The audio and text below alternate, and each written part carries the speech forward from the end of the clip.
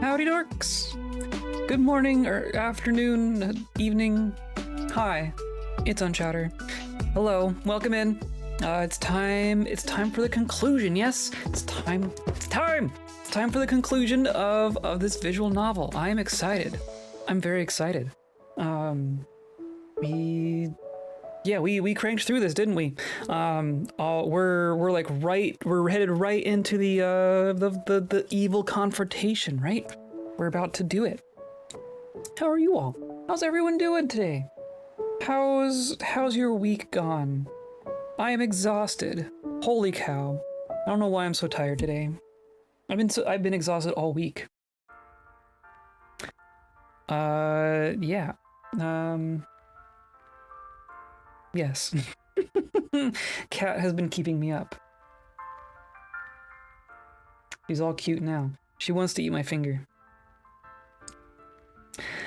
Anyway, one of those weeks. It's definitely one of those weeks. Definitely one of those weeks. I feel off my game the whole week, you know? Like you're always one step behind. One of those kinds of weeks.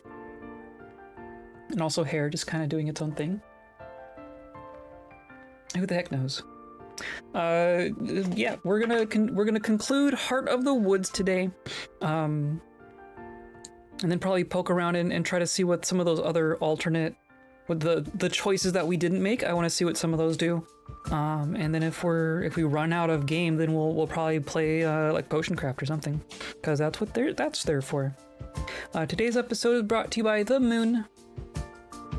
Thank you, Moon? Question mark? I don't know if we're thanking the Moon this time. The Moon might be the villain. It might be. But also by you clicking on the buttons down there and the like and the follow, the subscribe and whatever buttons are down there, they're useful.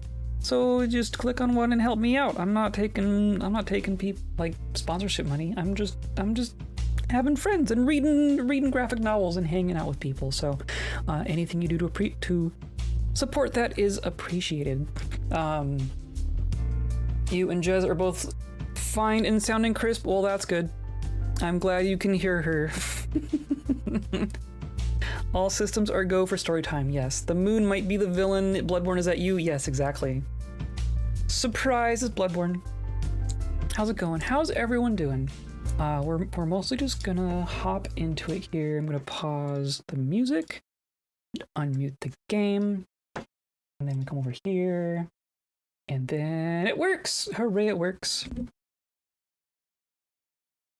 So we were, just to summarize, Evelyn came and basically kidnapped Tara, right? Just snatched her away, essentially, to the church. And then, so Morgan and Geladura went to the church to confront Evelyn, and what happened? They did something. Tara is fine. Tara says I'm fine. So they helped with Tara, but they didn't deal with Evelyn, right? So now we've switched over to Morgan and Abigail to the Fairy Grove to see whatever they're part of the plan, right? There was some plan that we're not totally privy to that they are trying to make work. And we'll see how that goes. My heart pounds as Abigail and I arrive in the Fairy Grove. This place has been the setting of most of my favorite memories here in the forest. I could have never guessed that it would be where everything ends. I can feel the fairies, my subjects, watching from close by. They don't show themselves, but their presences are like tiny little pressure points on my consciousness. Yeah, Maddie is now queen of the fairies, as you do. They're just as tense as I am. Closing my eyes, I reach out to the forest, asking for its aid. It still hurts badly. It laments the terrible pain that it suffered. I promise that it'll be okay. It's my duty as queen to ensure this. I hold the forest in my heart and promise to rid it of the moonsick one. Abigail and I walk to the water's edge. Nervousness tears at my stomach. Geladura's signal could come at any time. I have to be ready. High above, the moon offers its light to us. The whole lake is dyed in its silver glow, shimmering and refracting and amplifying. Most of my favorite memories in the forest. Pretty low bar between seeing a kaiju and dying. That's true. I mean, maybe the point is that she has any positive feelings about the forest at this point, right? But they're all associated with Abigail, obviously. We like this place because it's the Abigail place, and it's pretty. Moonlight caresses my face like a lover, warm and invigorating. I indulge in it, letting it sink in through my skin, my roots, my forest. Every little second could be crucial. How do you feel? She holds my hand loosely in hers. Nervous. In a way I've never felt before. I mean, you've never been Queen of the Fairies needing to defeat an evil fairy thing. So, nerves seem appropriate. Nothing else in my life has ever been this important. There's never been life or death consequences like this. What if I screw up? Then we'll go back a save and do it the right way. I expect to see fear reflected in Abigail's face as well, but when I turn towards her, she looks serene and unbothered. I have complete faith in you, Madison. The fairies said that not just anyone could be queen, but that you could. They saw something in you too. We're all putting our trust in you. The whole forest is, and our friends too. We wouldn't do that if we didn't believe in you. I wish I could use a magic spell to boost my confidence. For all the power that I hold right now, it sure feels insignificant. So far, everything has come naturally. Moving through the woods or interacting with its denizens is easy. But to use my magic against another being, that's something else entirely. But I can't let that kind of attitude overwhelm me. I can't be defeated before it even starts. Abigail's right. Everyone is counting on me. I can't let them down. Thank you. For what? For believing in me.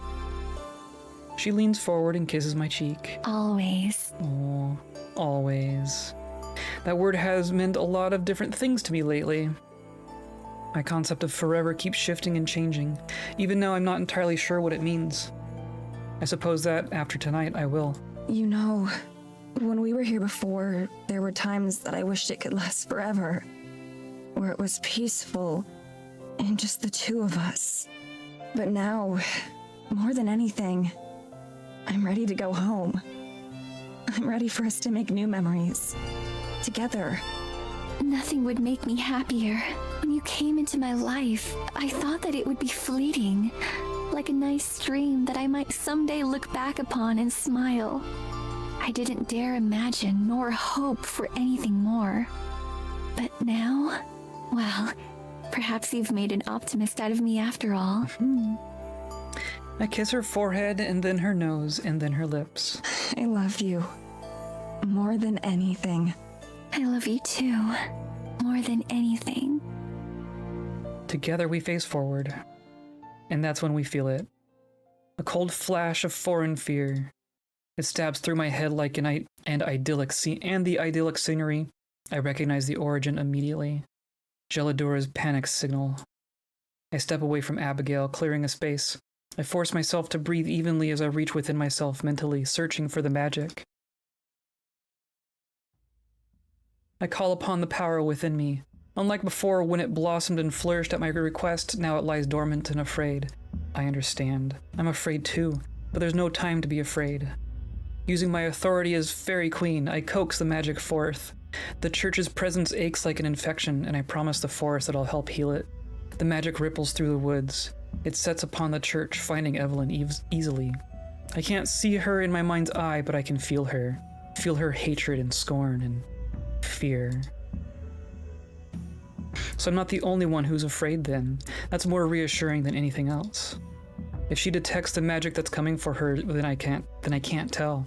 At my will, the tendrils of magic wrap around her like vines. Then I stick my hand out, my physical, actual hand, and I pull. The result is immediate. Just above the surface of the lake, a ripple disrupts the air as a massive rift opens up. Within seconds, Evelyn falls forward through it, collapsing in a heap on the shore. Dump her in the water. It's wrong, though. She's still in her regular body. It's not just her vulnerable soul like it should be. I take a fearful step back. Why did Gelladura send the signal early? Eat the final boss. My blood runs cold. What if something happened to her and Morgan? What if she wasn't too early? What if I was too late? I try to rally my thoughts and concentrate on what to do. She quickly picks herself up, wild eyes casting back and forth. Her appearance is monstrous. It finally fits her personality. Her gaze falls upon me and her lips curl in hatred or disgust. So, it's you. I see that even death didn't want you.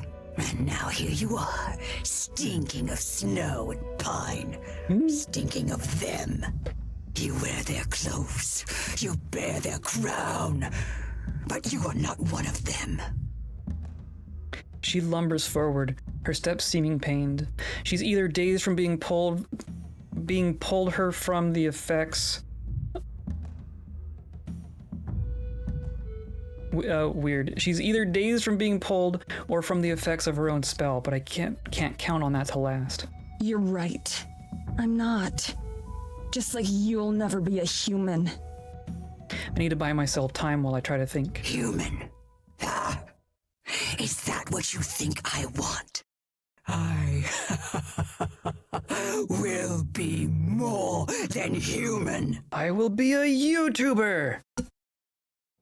A gust of wind stirs up, likely at her calling.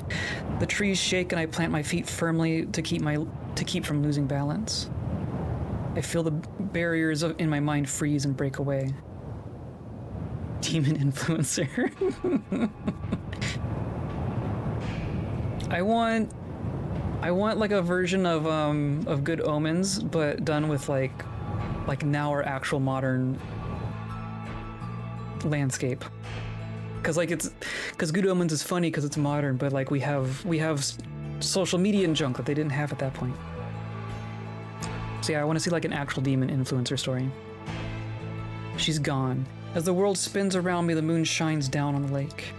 I search for her presence with my mind, but I can't find her, like a fish that slipped off the line. I need to calm down. My heart races as my head begins to ache and throb. You're so fragile. Oh. So easily damaged. So easily broken. The biting wind intensifies, threatening to sweep my crown away. Abigail shields herself with one arm. Evelyn, however, remains unaffected. What's wrong, little child? Why not make this easy on yourself? I can make it painless for you this time. Reality and illusion blur and bend, and the fabrics of my vision tear. She takes another step forward in my mind, shattering what little focus I had. She's almost close enough that if she lunged forward, she could grab me by the throat. Instead, Evelyn scratches at her own neck, her nails drawing blood, but she doesn't seem to notice. High in the sky, the moon watches over us, indifferent. I can feel its light sustaining me, the same as it bolsters her. She turns to look up at it, shivering. You know why you were the first to call. Because you were the easiest. All alone, off in the woods.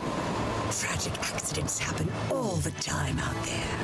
Really, it's my daughter you have to blame for all this.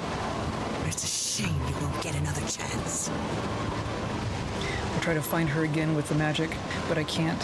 It's like she isn't even there. Where her consciousness should exist, there's nothing but a gaping hole. A void that feels familiar somehow. Her eyes glow red as she faces me again.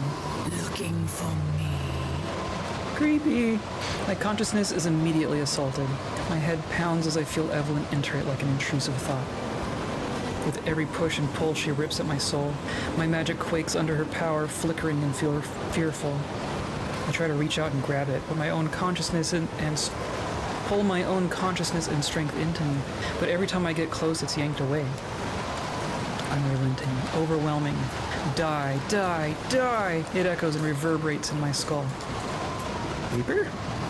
I choke, momentarily forgetting how to breathe. Every single thought, every single idea, snatched and destroyed. I can't even see anymore. I knew it! Your gifts are wasted on you. Queenship is wasted on you. I mean, it's been like an afternoon What good is power if you don't know how to use it? No one's taught me anything. All of you are the same. A searing pain in my head forces me to my knees. Your friends couldn't save you then, just as you can't save them now. An unseen force shoves my head upwards, making me look at Evelyn. A peculiar ringing blocks out all other sound except for her words. I'm deaf to the wind, to the forest, to Abigail. See what you've done, and despair. She gestures imperiously towards the empty space between us. Just like the portal I used to bring her here, another hole in space rends itself open. Through it, I can see a glimpse of the murky stained glass window of the church. Then it upends unceremoniously spilling out onto my friends. Or at least their bodies.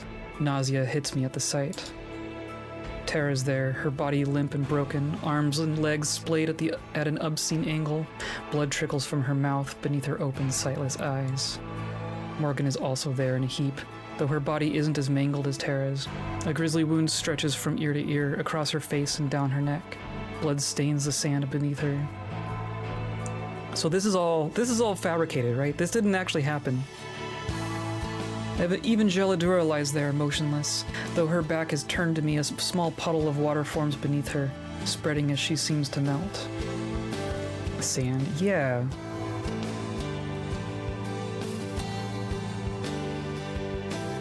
Yeah, why is there sand? It should be snow, right? If anything. I scream.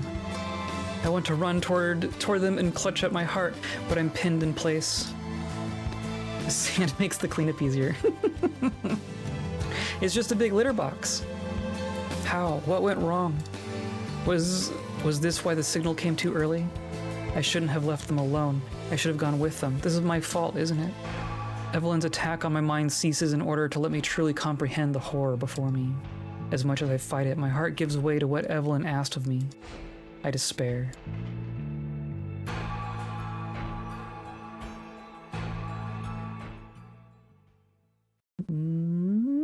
But they're fine?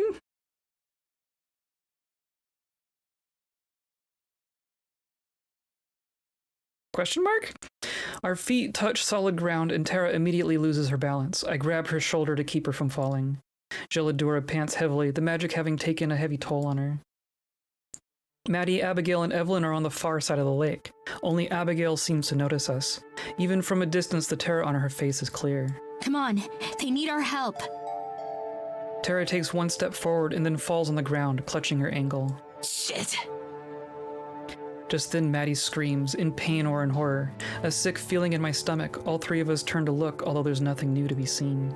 I know from experience that doesn't mean she isn't in pain. Abigail is tugging on her arm, but Maddie doesn't react at all. She must be beyond even feeling it. Just behind Evelyn, a familiar-looking ball of sinister light is forming, sparkling in the moonlight. Its tendrils jolt and jag with familiar hunger. Maddie doesn't even know. Evelyn turns back and looks at us, a sadistic grin on her face. The tendrils of magic shift, and a feeling of impending doom fills my lungs. I look back at Tara, who scowls at her foot as she tries to move. There's still no way she'll be able to. I don't have long to act. I turn to run, to confront Evelyn myself. I don't know what else to do. Everything has gone wrong. All that matters to me at this point is that Maddie and Tara get out of here. If I have to die for that to happen, then so be it. I hesitate, just slightly. My leg wavers as I try to take a step forward. It's enough for Tara to grab my arm, grimacing through the pain. Where are you going? To stop her. Tara's grip tightens. Not without me, you aren't. Tara, you can't. Neither can you. I'm not letting you throw yourself away. Not again. Something soft paws at my leg, and I look down to see Geladura staring at me. Both of you. As sweet as they are, there isn't any time for sentimentality. Every second we spend taking is a second wasted. Morgan, the moonlight. I glance up at the sky, but don't notice anything different. The moon shines down on both Maddie and Evelyn, surely invigorating them both. However, it's obvious from the situation that Evelyn is better at using it. What about it? It makes magic stronger. With enough of it and our magic, we can stop her.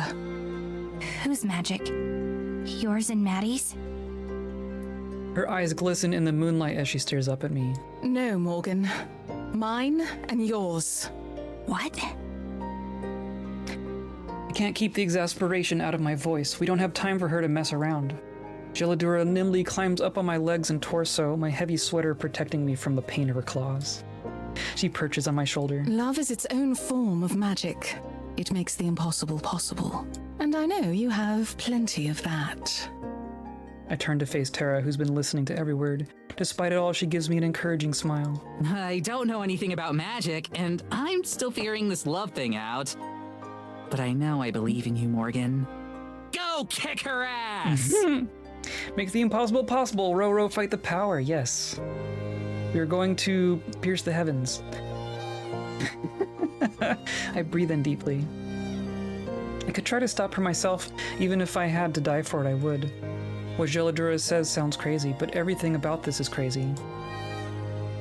I don't want to die. Okay. I'm putting all my trust in Gelladura and in Tara. Just like I know they're putting their trust in me. I know I won't let them down. With one arm, I keep Gelladura in place, and as fast as I can, I run, heading straight for Maddie and Evelyn. A force from above. A force from above that empowers your inner force, right? Now do you understand? Everything that you've done still wasn't enough. Even cheating death itself. Now, join them. Barely on the periphery of my awareness, I can see magical energy coalescing behind her. The spell that's intended to end my life. I need to react. I need to move out of the way or do something. Sand? Sand! Figured out. Oh, because they're still on the shore. That's interesting. Is Morgan gonna yell, grit your teeth and punch Maddie, or yeet the cat into the lake? I think they're gonna yeet Evelyn into the lake. I need to react. I need to move out of the way or do something. But I can't. I'm frozen. I can't tear my gaze away from the sight of Morgan and Tara. I couldn't protect them either. I couldn't save them. Maybe I deserve this too. I wasted the second chance I was given. Another presence cuts through the haze in my mind, giving a sudden spark of clarity. Madison! She must have been calling my name for a while. Madison! It isn't real! You aren't alone! Her words cut through my despair like a hero's sword. I lock eyes with her and I welcome her into my own head. She's so vibrant, so present that she forces out Evelyn. The power of love. Everything that I was feeling just moments before, all the fear and horror is swept away. It's replaced with only one thing. Love. She helps me makes me myself again. Time itself has stopped. Or rather, it doesn't exist here. Right now, we're the only two people in the universe. I'm aware that this is only a vision and not reality, yet somehow it's more than that. Perhaps it's different kind of magic. We're surrounded by light. Stars flicker, watching us to see what will happen next. I witness both myself and Abigail, but it's not just the versions of ourselves that are here and now. Rather, it's our future together. The two of us, happily laughing, smiling, growing old. It takes me only an instant to understand. She's the one imagining it, sharing this with me, the same way that the fairies did. This isn't just a wish or a possibility. It's a promise. Both in my mind and in the real world, I take her hands. I don't worry about Evelyn because in my heart, I know that we've already won. I look Abigail in the eye and I say just two words. I do. Oh, jeez, that escalated. I focus on the feeling of her hand against mine and the knowledge that she's with me. I steady my breathing and face backward towards the scene that Evelyn's conjured. Only now do I notice the imperfections there. Morgan's sweater is the wrong color. Tara's hair clips are the wrong shape. Even the marking on Gelladura's fur are different. You liar! I should have known. They were just more illusions. It's always illusions with her. I almost fell for the same trick twice. But it won't happen again. Before my eyes, the fake images flicker and then dissipate, vanishing entirely. For the first time, Evelyn takes a step backwards, shaken by my resolve. The spell she had been charging collapses into nothingness. She shudders yet again, harder than before. She shakes so hard that it looks like she might fall apart. But she doesn't, and when she faces me again, there's still murder in her eyes. Evelyn takes a decisive step forward and outstretches her hand towards me. She opens her mouth, bearing rows and rows of teeth at me. I feel Abigail press into my side, and the vision disappears. Just then, I spot Morgan running towards us, Geladura in her arms, the real Morgan with the real Geladura. As they approach, I feel Geladura's thoughts collide with my own. She sends me an apology for the signal, conveying in an instant everything that had happened. Then she sends me a request, along with 2 words. I'm ready. Maddie! The lake! Even Evelyn turns to see what Morgan's talking about. Then, without warning, Morgan turns and dashes into the pond with Geladura still in her arms, submerging them both in the water as they vanish from sight. Terra skids to a stop, watching the spot where they disappeared as the shimmering surface of the pond scatters moonlight. I understand. I don't. Yeet the cat. For what I hope is the last time, I draw up the magic that the fairies have entrusted me with. I coax it out of every nook and cranny of the forest. From the frozen ground under our feet to the highest reaches of the tallest trees, I implore the forest to help me. Within an instant, I can feel its response. From the fairies hidden just out of sight. From the forest spirit waiting forlornly in its grove. From Alma's mother, her child taken from her unfairly. From Morgan and Geladura putting their fates in my hands.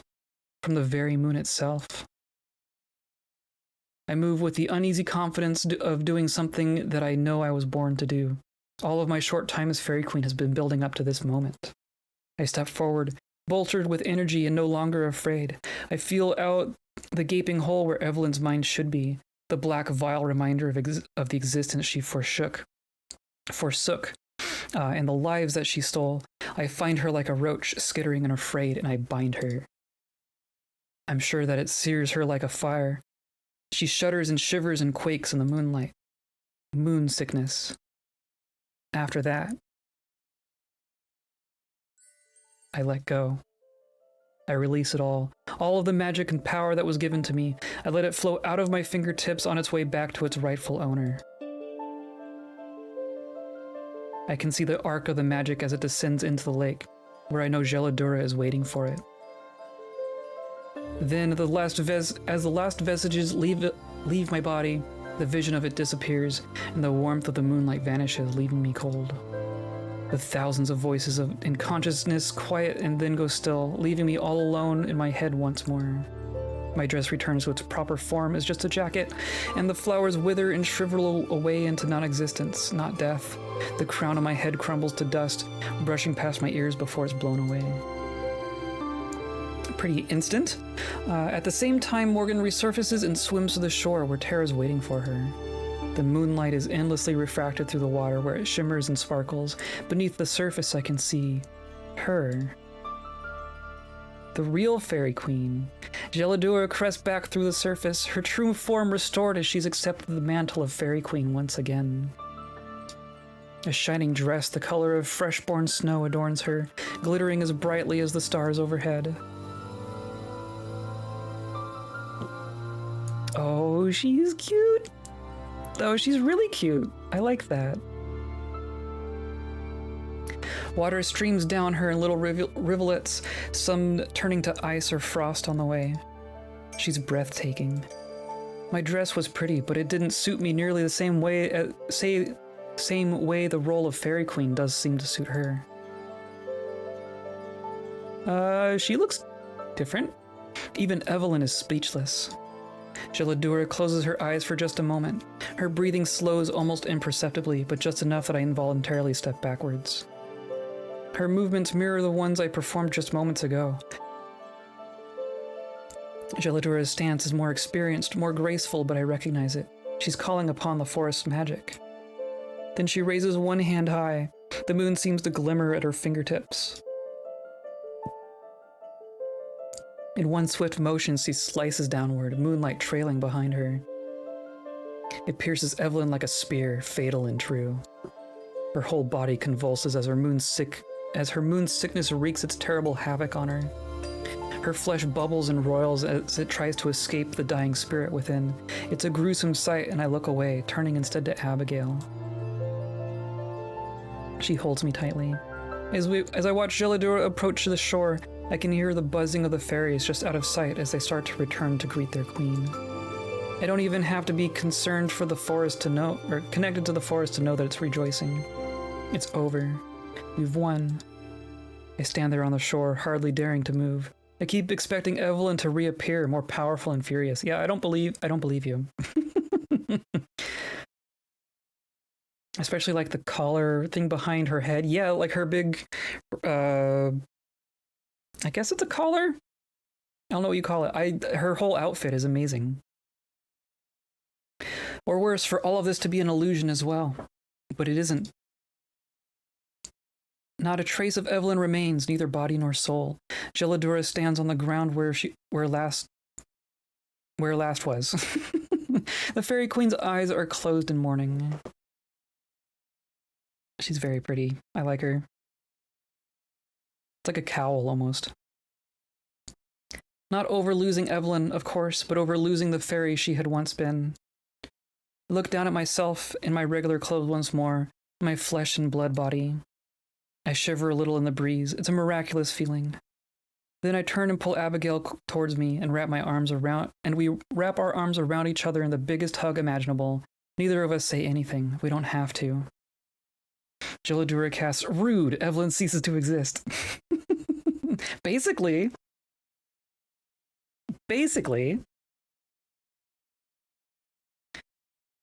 From the side of the lake, Morgan and Tara approach us. Tara is limping, leaning on Morgan for support. They both look a little bruised, but not too badly off. Abigail and I walk over to meet them. You did it, huh? All four of them You together. really did it. Yeah, we did. It's still sinking in. Morgan, Tara, are both of you all right? Yes, I'm fine. I'm good too. I messed up my ankle when we got here, but it's nothing too bad. And your head. Hey now, I already said not to worry about that one. For better or worse, it really is impossible to face Tara. She could have died several times within the last half hour, but here she is cracking jokes. Sweet happy ending without a second phase for Evelyn. Yeah, I'm still waiting. I really admire that about her. Are you sure you're all right, Morgan? You kind of just jumped into a lake. And it was totally badass. Yes, I'm positive. Thank you for worrying about me, though. That's what family's for. The two of them exchange a smile. As they do, I look up in the sky once again, and for just a moment I close my eyes. In my head, I offer a word of thanks to the forest for its protection, and for everything it did for me. A chilly breeze blows in response.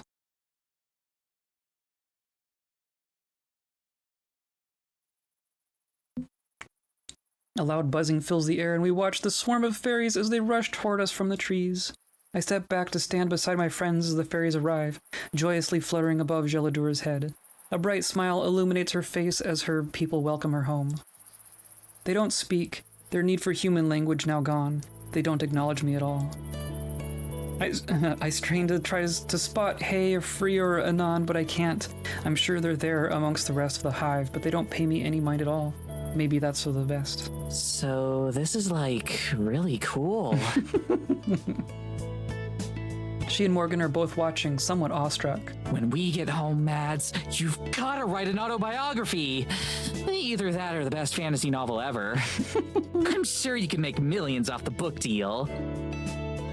I wrap my arm around Abigail. I'm good. I've got everything I need right here. Duh. Abigail grins, putting her arm around me in turn. Tara groans and makes an exaggerated gagging noise. Okay, if you're gonna be that sappy all the time, then... Morgan interrupts whatever the consequences will be by leaning forward and kissing Tara on the lips. That shuts her up fast. And we'll just have to outdo them, right? For maybe the second or third time ever, Tara looks like she doesn't know what to say. But in a good way. As we all laugh, Geladura approaches us. the rest of the fairies forming a cloud over her head. So, it's over.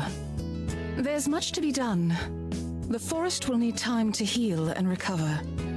It will take years, but it will happen. Thank you, all of you. Mere words cannot express how grateful I am, how grateful the forest is. Especially to you, Morgan and Abigail. Your family has suffered so much over the years.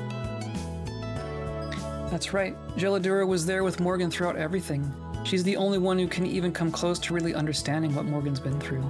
It's over now, though. Just like the forest, it'll take time to heal and recover. But we'll be okay. I know you will.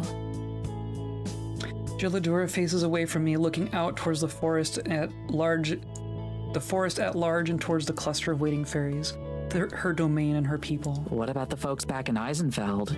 What'll happen to them? They'll all vanish. I imagine they'll recover from the glamour rather quickly. I wouldn't be surprised if they don't even remember Evelyn's existence. There might be some difficulty as they figure out who will manage their affairs. How have we gone 300 years without a mayor? What the hell? She turns back to us now, smiling. In particular, she looks at Morgan. But I don't imagine any of you will be around to concern yourselves with that. Right. At the same time, Morgan and Tara reach for each other's hands. They smile at each other, meeting halfway. And you, Abigail, are you looking forward to leaving? Certainly. I've heard so much about the rest of the world from Madison and from Tara already that I can't wait to see it myself. Why have we left all of these buildings fully furnished but unknown and unoccupied? Who can say? Although, I'm a little nervous about, what were they called? Airplanes. Yes, those. I do hope they're safe. Yes, they're totally fine. Nothing to worry about. She looks to me for support and I put my arm around her. It'll be fine. I promise. I feel like Abigail might be a bit more nervous about leaving, yeah. I mean, nervous, but like, she's obviously down for it, right? I guess the foreshadowing that she did want to leave and explore as a real girl helps with that, yeah.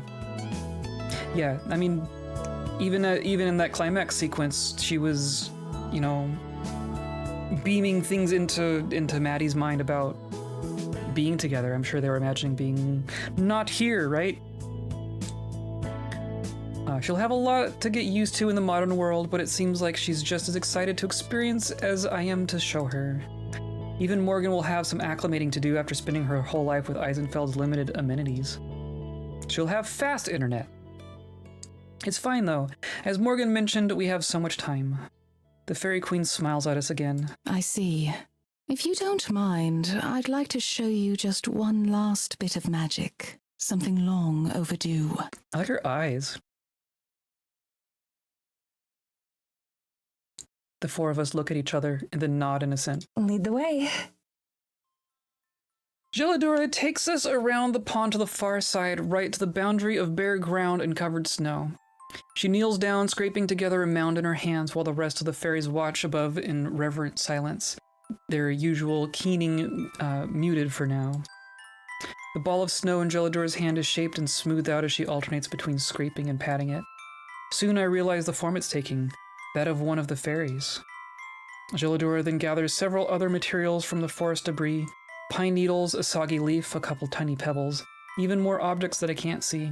She arranges the pebbles on her snow sculpture to form a face. Then she deftly weaves together a few sodden pine needles and ties them around the back of the head. I realize they're supposed to be glasses, or at least an imitation of them. Madison, it's you! As Geladura wraps the leaf around the snow fairy, I realize that Abigail's right. It's not an exact replica, of course, but it's definitely supposed to be me. Once it's complete, Geladura lifts the tiny model from the ground, holding it in her cupped hands like a treasure. For a second, I think she's going to hand it to me, but she walks right past and heads to the shore of the pond. With her back to us, she lifts her arms, holding the tiny sculpture aloft.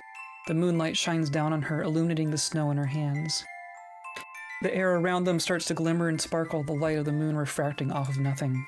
Gelladura's whole body glows with a soft white aura that's brightest in her hands. Then the little fairy in her hands flutters to life and flies into the air. After just 2 beats of its fragile wings, it turns and enjoys the rest of the swarm, where it's immediately accepted into the fold. The fairy queen turns back to face us, the sparkling magic now calm once more. I want to see it! Show me the Maddie fairy! A tribute in your honor. This was the first birth of our people in over a century, ever since I was first bound. That's cool. Through this little one, your memory will live on in these woods. Thank you. It's an honor. Really. I think I'm honored? One less bit of magic, and it's an orbital cannon strike destroying Eisenfeld. Now I can exact my plan and destroy the planet! Evelyn was the only thing stopping me. It's a bit strange to me that she'd choose me as the model rather than Morgan, whom she knows much better, or Abigail, who's far more intimately connected with the forest. After all, it's not like I did a whole lot as Fairy Queen. You did the one thing you needed to do, though. Still, the gesture is touching. I watch the little fairy for as long as I can until it's assimilated into the rest and impossible to keep track of. Tara's positively green with envy. Before you leave tomorrow, will you come join me for a final time? We have one last farewell to make. She looks at Abigail as she says it. Abigail's eyes widen and then she nods. We've got a late train, so it's easy to do. You already got his tickets home? Hell yeah! One of us has to be on top of things around here. She smirks and I playfully smack her shoulder. Going home. Just the thought of it is exciting. The prospect of returning to our normal lives without having to fight for them. By now it feels like a dream. You fool! Evelyn was only my first phase. But for once, one that I know will come true.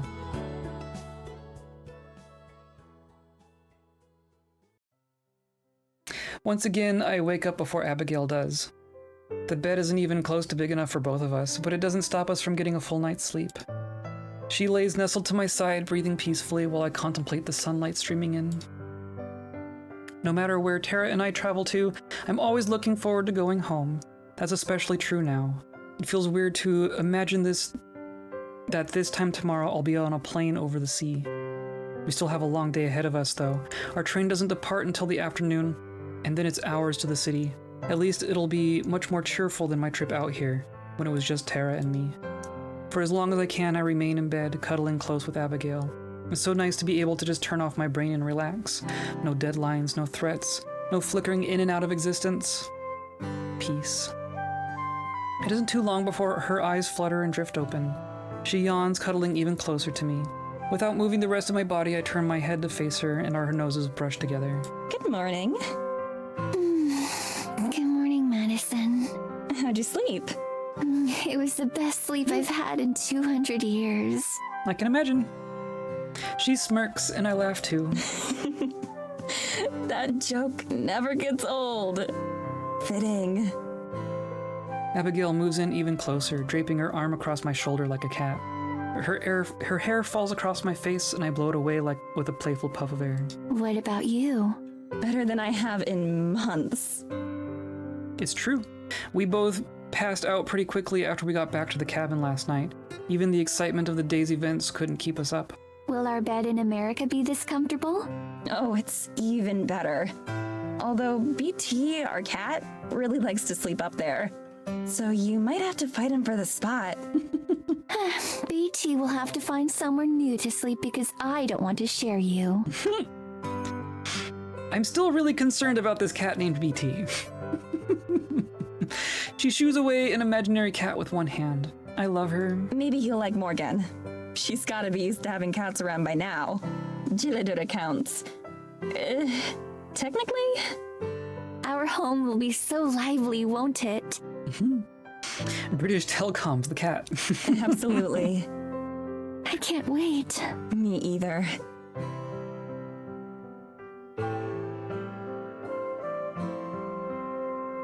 The sounds and smells of Morgan and Tara preparing breakfast wafting through the bedroom eventually stirs us back into gear. I pack what little clothes I had brought with Abigail while Abigail gets dressed. Good morning.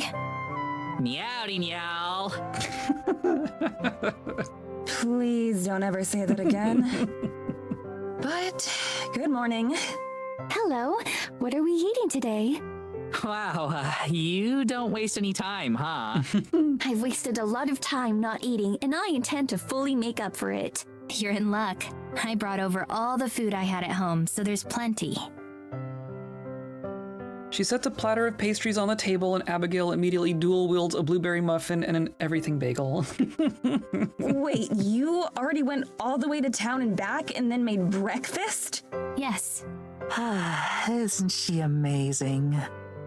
Morgan blushes. That might be the first time I've witnessed that.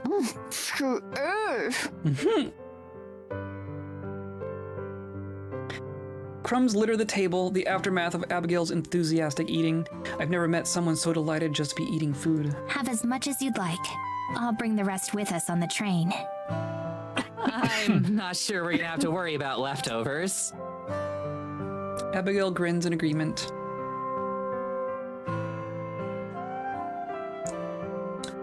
I'm going to endeavor to insert meowdy neol into my normal use lexicon. I think so too. I think it's a good one. After we finish, I help take all the dishes back into the kitchen and set them by the sink. Morgan starts washing them right away. I'm not sure who I'm washing these for, but it feels wrong to just leave them dirty. What'll happen to this place once we're gone? She shrugs. I'll leave the key in my shop. I don't really care beyond that. It's nice to not have to. She wipes the plates dry with a towel, and then we go back into the living room. The rest of the cabin is already immaculate. The blankets are folded, the furniture is realigned, everything is in its place. I'd even say it's tidier than the day we arrived. I give my bedroom a final once-over, looking for anything I may have left behind. Of course, there isn't anything. I shut the door behind me. The action has a sense of finality to it. Everyone else is waiting for me in the living room. So we're going out into the woods one last time, right? Yes, I need to say goodbye to a friend. Whoa, you know someone else in the forest? Is it Elvis? You're never gonna let that go, are you? Who's Elvis? Don't worry about it. Tara's just being dumb. Aren't I always? You got me there.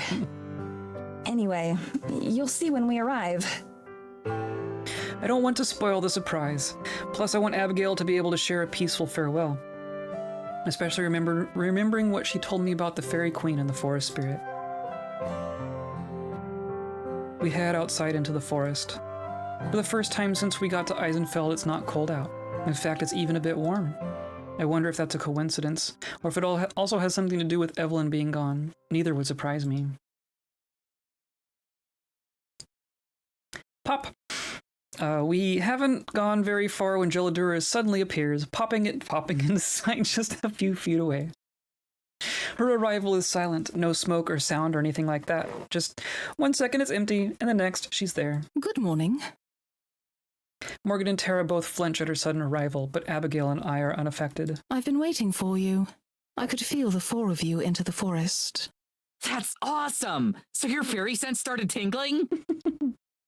Gelladura tilts her head, perplexed. Tara really needs to learn her audience out there. Anyway, out here. if you're prepared, I'll take you all the rest of the way. It would take far too long to walk. The five of us join hands, Gelladura standing in between Morgan and me. Her hands are cold, but not unpleasantly so. In the time that it takes for me to blink, we're teleported to the grove of ancestral trees. Even without being one with the forest, the magic in this place is palpable. It soaks into the earth and trees, and the air is sweet. We approach the ancestral grove with careful, quiet steps. The destruction that Evelyn caused is more prevalent here. Streaks of ash still blemish the surrounding trees, painful reminders of the one she slew. Just ahead, I can see the clearing where I know the forest spirit will be. Gelladura steps aside, gesturing for Abigail and I to continue on. We do. When the forest spirit comes into view, I can hear Tara gasp from behind me. The spirit looks even weaker than the last time I saw it. If previously it looked old, now it looks downright ancient. Its once terrifying eyes have lost their luster. Its wooden body is even more knotted and warped than before. And it's so small. Is this your friend?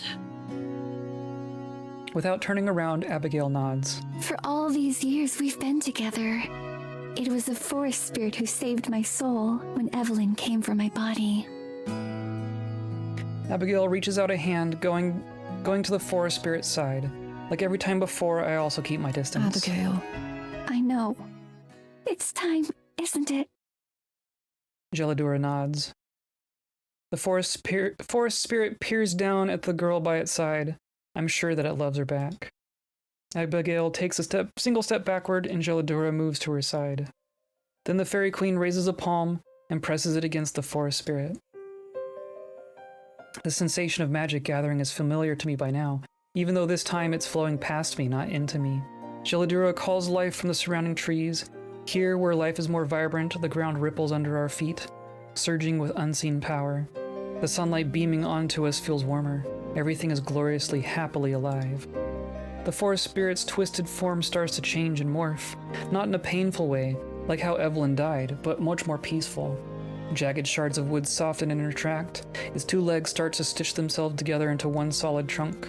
Its arms stiffen, reaching outward and upward, slowly regaining the colossal height that it once possessed. Roots appear and bury themselves underground, as the forest floor itself rises a little to accommodate. I remember now that Abigail mentioned before that one of the Fairy Queen's duties was to help the forest spirit pass on, and with Gelidura missing for so long, it was impossible. I wonder how many decades or centuries this one had existed before meeting Abigail. No wonder all the trees here have such vibrance. No wonder this is the center of the forest, the center of life in the forest. Just like the process that made me Fairy Queen, there's little pomp and flair to the transformation, but instead it feels intimate and calm. When Gelidura retracts her hand and the magic dissipates once more, everything is still and silent. Abigail falls to her knees at the base of the newborn tree. The spirit's great eye slowly slides down the trunk, a final magical motion until it's level with her face. Despite the tears in her eyes, Abigail manages a smile. Hello, old friend. Thank you for everything you've given me. Not just company, but another chance at life itself. I'll miss you. I really will. More than I'll miss anything else here. I'm sorry I wasn't around much lately, but I hope you know that I was very happy. Even when it was just us. Even when there was no one else. She reaches up, touching her hand to the tree just like the Fairy Queen did, except it isn't a regal, powerful touch. It's a delicate and soft. She presses her forehead against the tender bark, not bothering to wipe away the tears. And I hope you know that I'll be even happier now. You don't have to worry about me. I'll be okay. Abigail remains there for a long moment. The forest spirit's eye watches her as best it can, for as long as it can. Slowly it goes dim. The red light fades to gray, and then to the same plain brown as the rest of the tree. Within moments, it's indistinguishable from the rest of the forest. Abigail looks back up and notices the change. She presses her hand against the sightless eye, and then she rises to face Gelidura. Thank you. I'm sure you made its life that much more wonderful as well. The tree spirit talks, and we all learned that it just didn't want to talk to Abigail for 200 years. I was afraid of the precedent it would set. I hope so. Tara, do we still have time before we have to board our train? Couple hours, yeah. If it's no trouble, I'd like to return to the Fairy Grove one final time. I'd be happy to take you. Tara and Morgan nod in approval. They've both been keeping pretty quiet, although that's only unusual for Tara. Still, I'm glad that she's being considerate of the solemn mood. Once more, Gelidura takes her hands and transports us to the fairy clearing. There's no evidence of what took place here last night. While there aren't any deer this time, a few birds are in their nests. All's right in the grove. It's a little strange to not instantly feel the presence of the fairies in my head. I'm sure they're close by, but like usual, they keep their distance. As soon as we regain our balance, Abigail wordlessly starts to head for the shore. Tara taps me on the shoulder. Hey, me and Morgan are gonna take a walk. Give you two a couple minutes. Sure. Thanks. The two of them set off at a leisurely pace around the water. Gilladura goes with them. She and Morgan will surely want to say goodbye after all. Abigail's already down by the water, and I move to join her. Her hand grasps mine, and she squeezes tightly. She breathes in deeply. I do the same. The air is crisp but refreshing. This place has been so special to both of us that I'm a little bit sad to leave it behind as well. I know that's nothing compared to how Abigail must feel. I don't speak.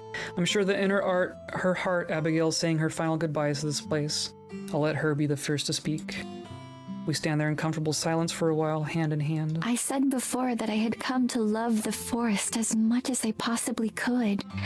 But now, when we're about to leave, I realize that I was wrong. Because I love it more now than I ever have before. It isn't that I want to stay, but rather that I never had the opportunity to miss it.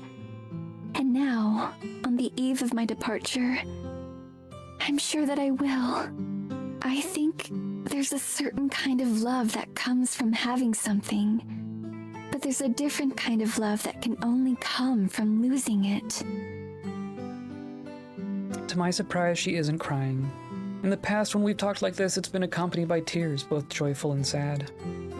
But now when I look over at Abigail, she looks determined to be happy. Just because you leave something behind doesn't mean you've lost it.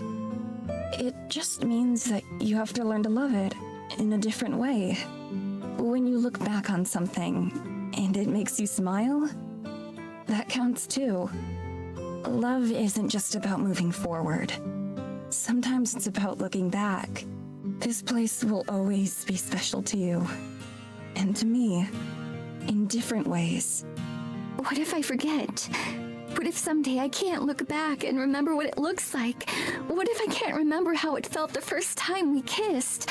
What if I forget how happy I am right now? Even if you forget, you'll still carry it with you. It's still a part of who you are. It made you the person you are today. The memories aren't what's important. What's important is how they help you grow. We go quiet again after that. I surprise even myself with those words. That's very sweet, yeah. When I look back 5 or 10 or even 50 years from now, I wonder how I'll feel about this time in my life. Not just the forest and all the magical things that have happened, but everything that led up to it. Working on Terra Normal and all that we accomplished there, all the dreams that I put aside for it, but also the new ones that it instilled in me.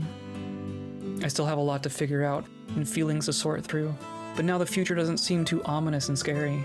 In fact, I'm looking forward to it. From behind us, I can hear the sound of Morgan and Terra approaching once more from their walk.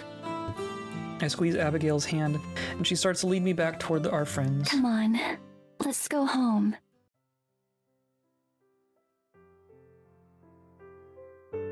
All aboard! The train conductor yells out his iconic line, and there's a loud hiss as the train begins to move.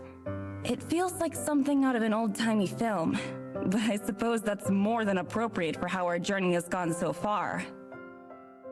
Beside me, Abigail sits with a white-knuckle grip on the seats, alternating between staring out the window and making sure the ground is still beneath her.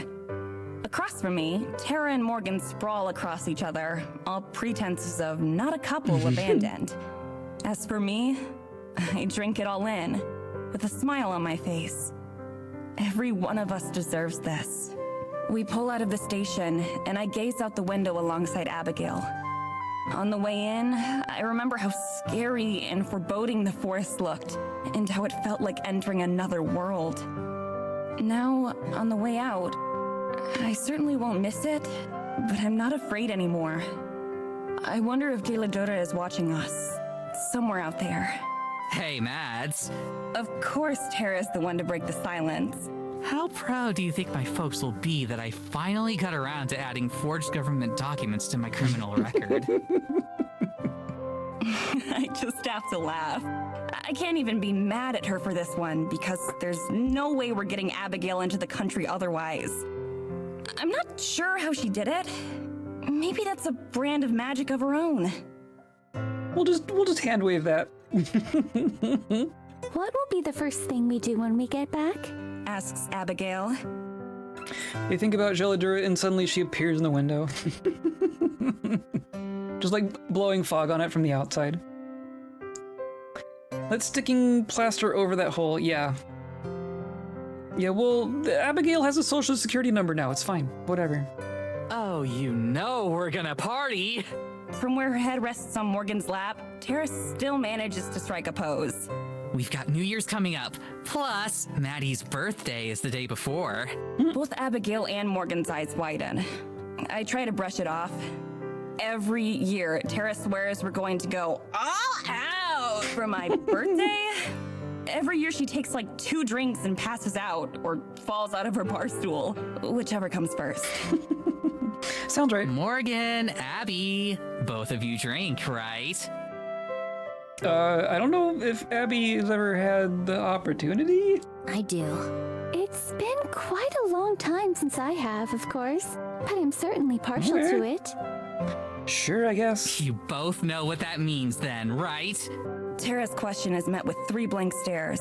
Drinking contest! Oh God, Tara. Not again.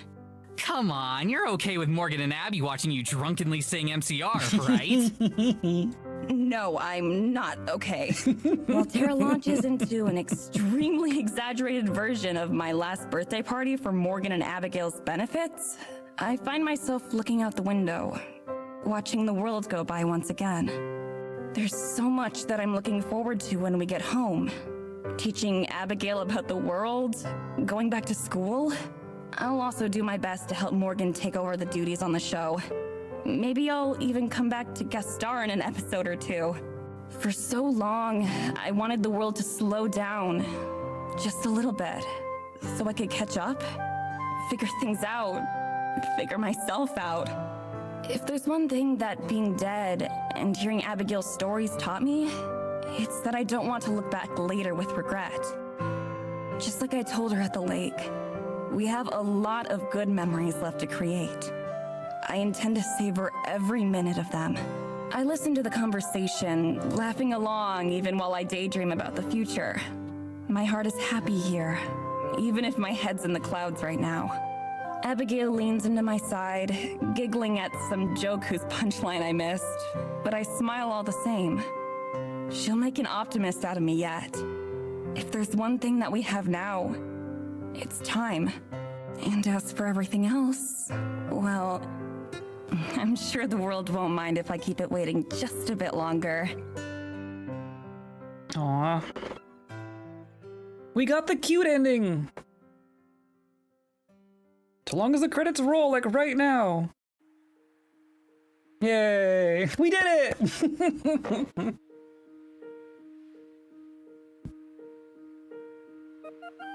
Winning ending? I think so. It feels like every other one is probably much worse, right?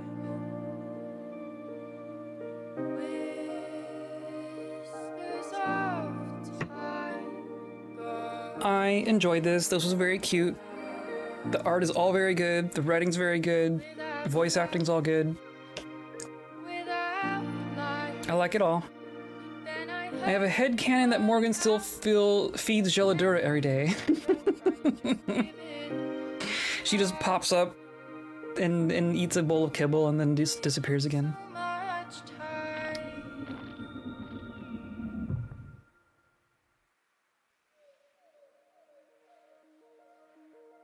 In love with a ghost.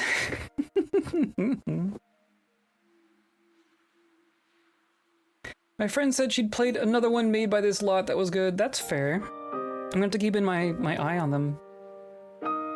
Takes months, possibly years, before anyone notices the lady eating kibble in a bowl on the floor. She just disappears as soon as anyone else, like, comes back around the corner. Also because Tara is dense.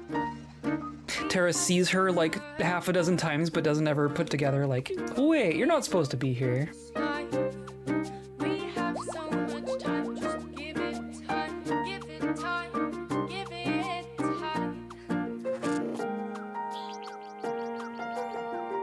Evelyn's voice actor is named as Tara? Okay, just to make things confusing.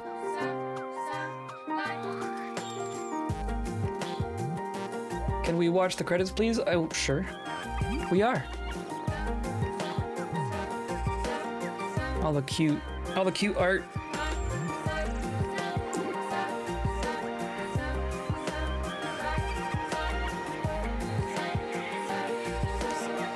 Special Agent Dale Cooper, the cat.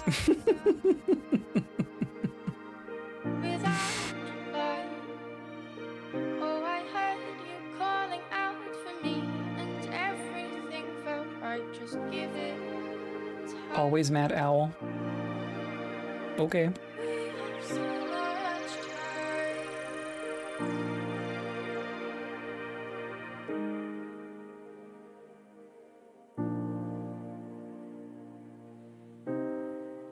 And all the rest of the patrons. Meowdy. No cryptids were harmed in the making of this game. Excellent.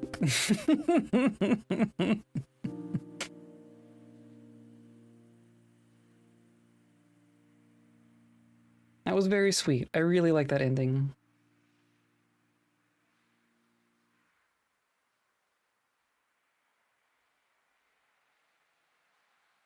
Madison, look! There it is! Evelyn, not a cryptid confirmed. I guess that's true. Abigail reaches out the open window to point at the ocean, sparkling in the summer sun. My heart pounds as I hear the pure joy in her voice. The instant the train pulls to a complete stop, she and Tara bolt for the door. Morgan grins at me and stands to follow them. I'm right behind her. All right, gang, this is it. Smell that air.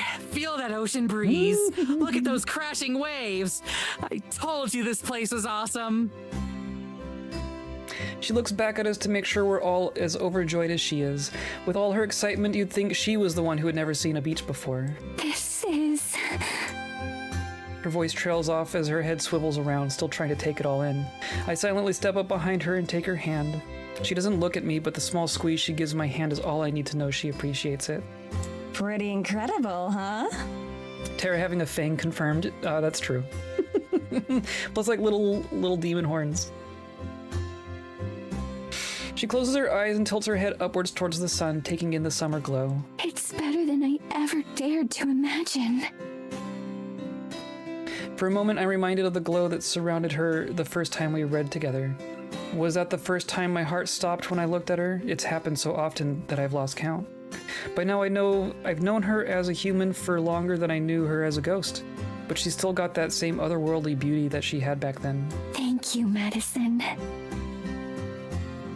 Abigail looks back at me and smiles. For everything.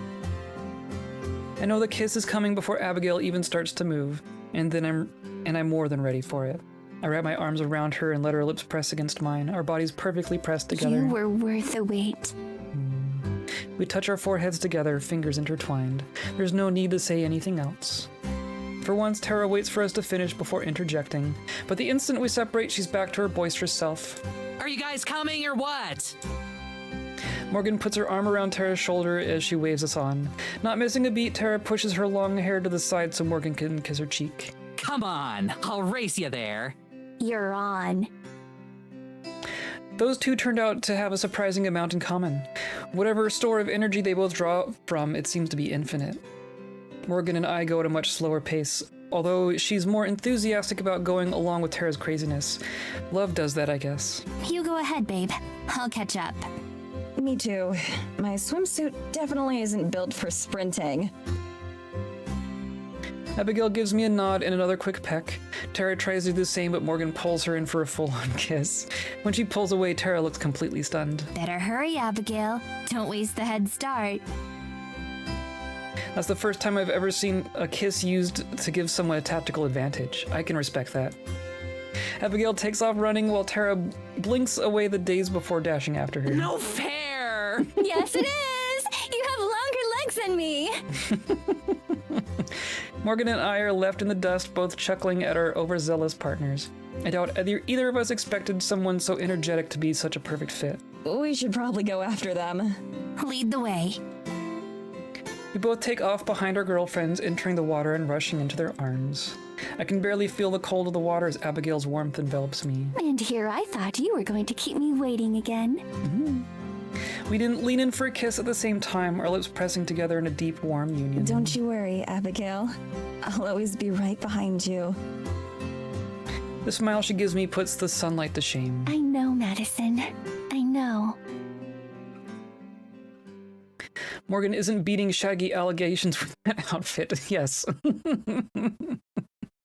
Agreed.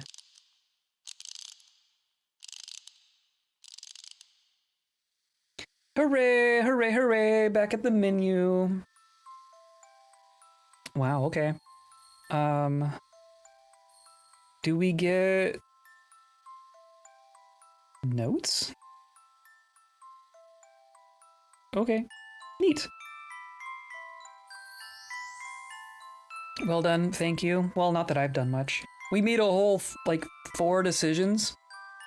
Almost seems a shame to see the bad endings now. I know, like, they gotta be much worse, right? That was, like, all the goodness was in that one ending.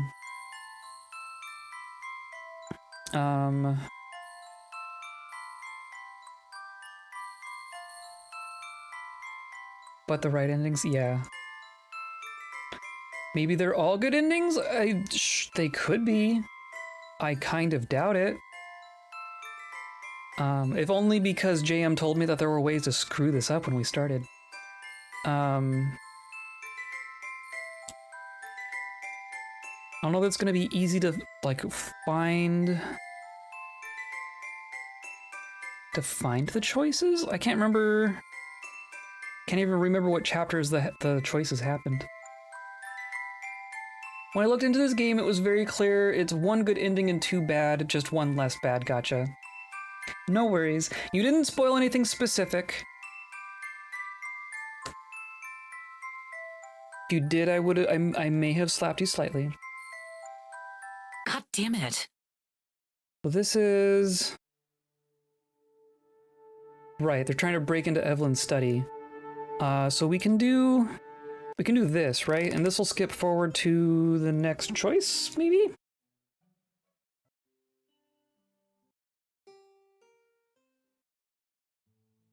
This is the great thing about visual novels. We've already done the reading. We don't need to reread things. Maybe one of the endings involves failing so badly that Evelyn reconsiders her actions. Yeah, there you go. I'm sure.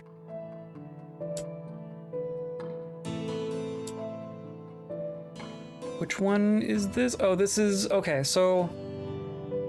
We let Tara mourn, right? I'm pretty sure we chose this top one.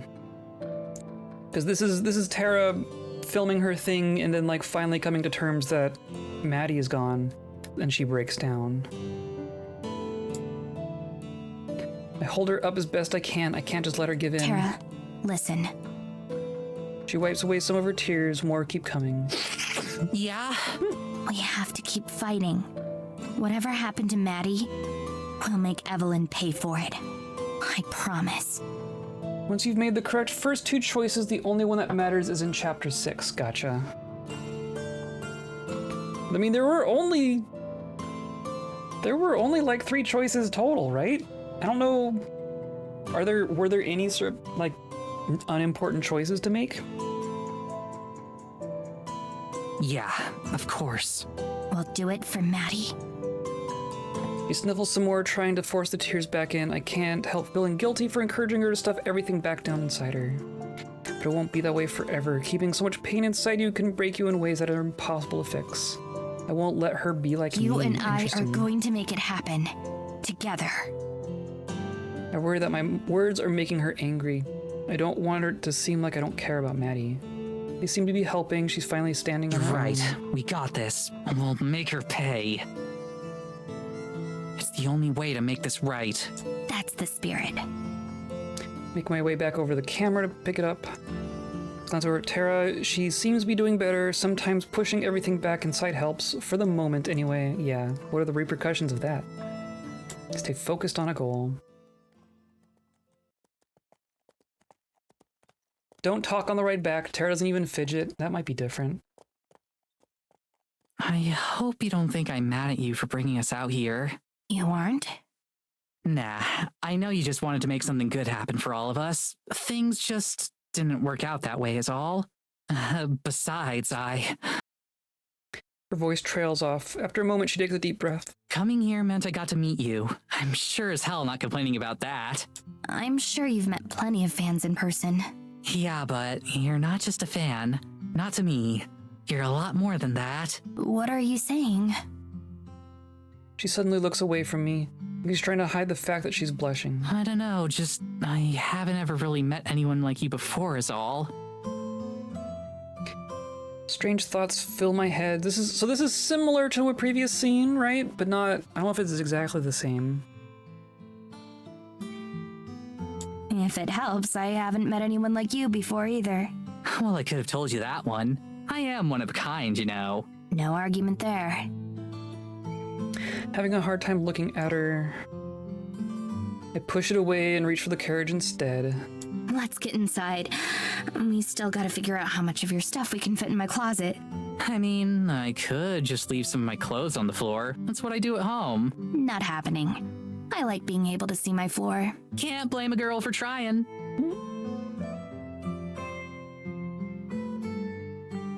She's going to be okay. I know she will. I'm going to make sure she stays that way. And see, now, like, it's going to be hard to know what changes, right? Are there any, like, little changes throughout the thing, or is it, like, just the ending that changes?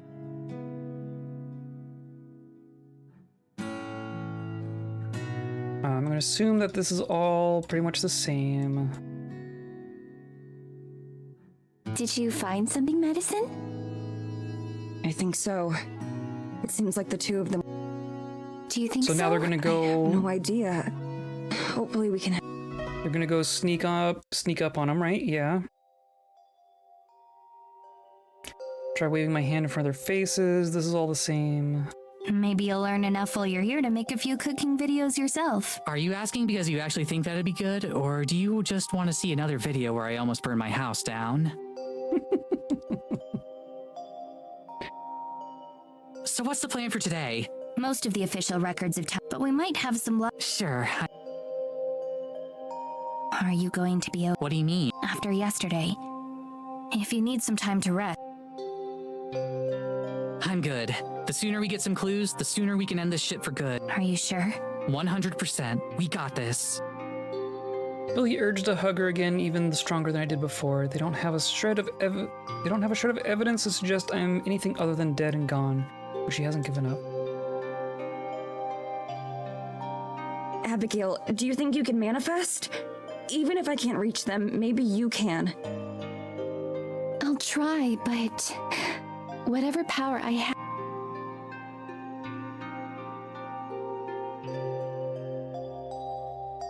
Abigail, Maybe if I just. it's okay. I'm so sorry. There aren't any rules. We knew before. Are you Yes, yes. I'm sure. Thank you. Same here. We should have a team name. We'll work on it.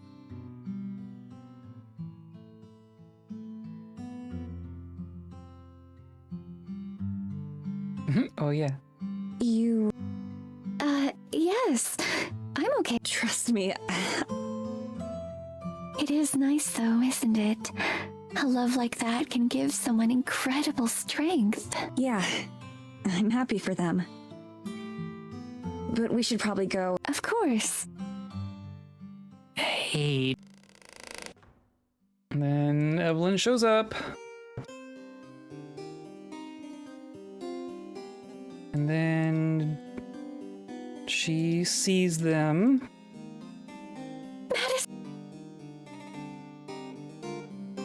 How? And then everything's bad.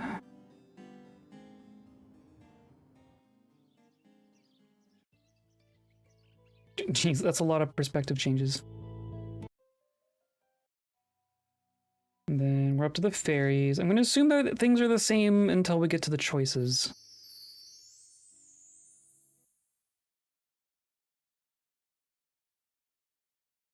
Was there one before that? I can't remember if there was one before the one in chapter 3.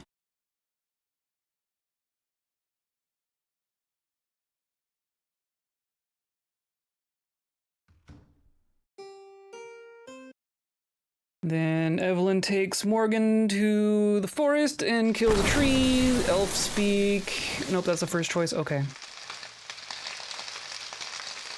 Aha, okay. Also found a flowchart. Excellent. So we did she'll pay for this, right? We don't stand a chance against a power like that. Yeah, well, we just bottle everything inside and accept defeat, right? That'll give us a good ending. The hopelessness Tara helped pushed away comes flooding back. We've been deluding ourselves. Nothing we've done is going to have the slightest impact on her. Also, hi. We're just delaying the inevitable. She's not going to stop until she gets what she wants, until she gets me. All I can do is make sure Tara doesn't end up the same way I'm going to. If I can't save myself, maybe I can still save her.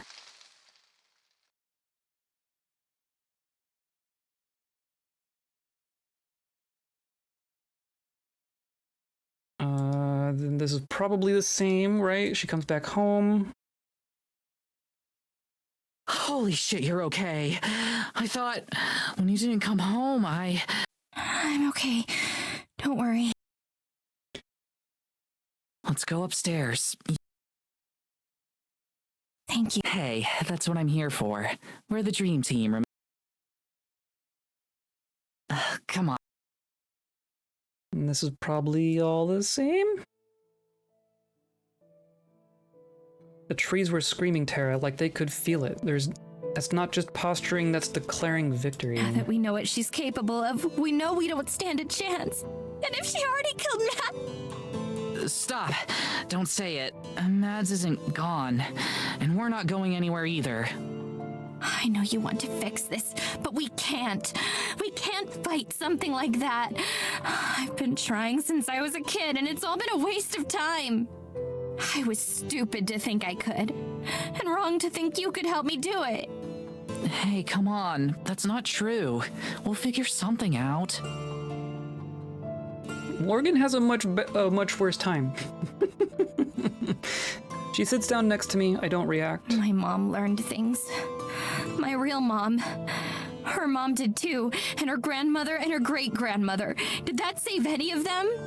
Everything I've looked over, everything the two of us have studied. And I've only learned one thing for sure. I know I'm going to die the same way they did. All it takes is a sob, one tiny little choked sob, and I let go. Tears flow down my face for the first time in years. Each one burns my skin like a tiny painful reminder of how pathetic I'm being. I hate crying. It feels like giving up, but now I'm sobbing like some weak little kid. I can feel my shoulders shake as I gasp for air. We can't.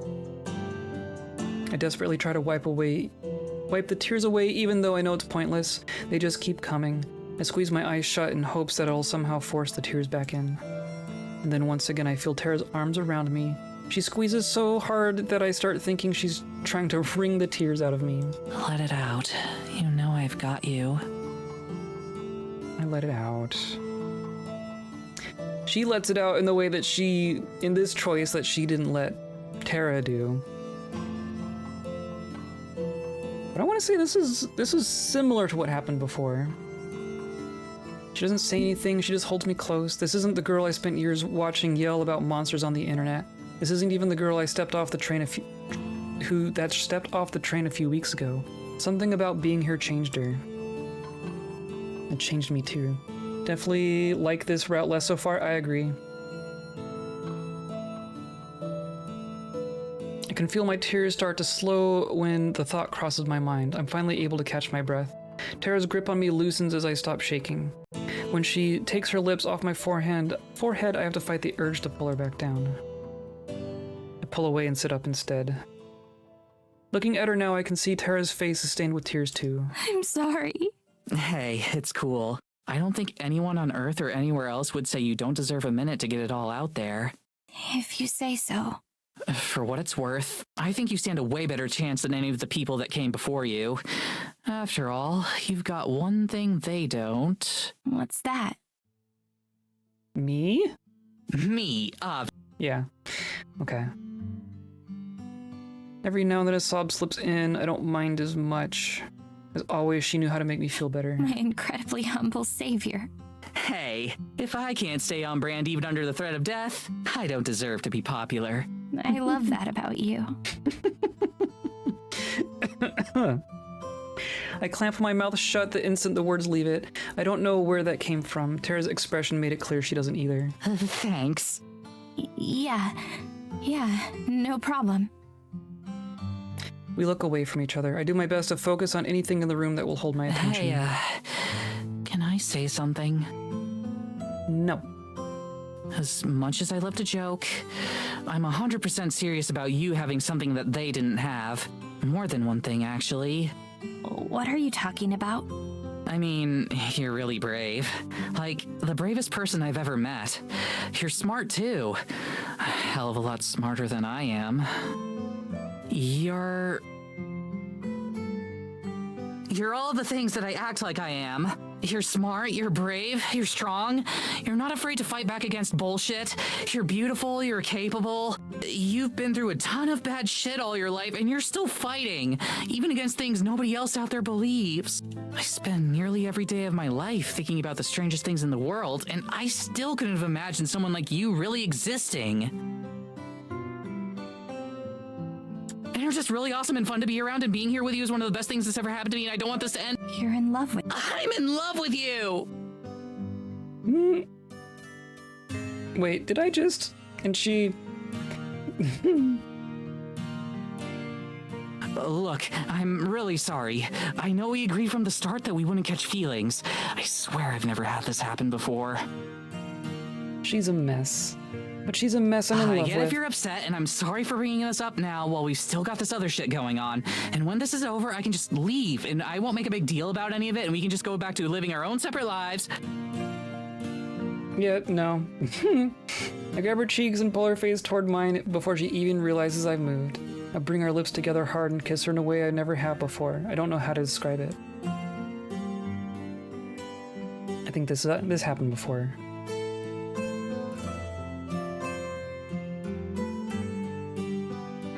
I love you too, obviously.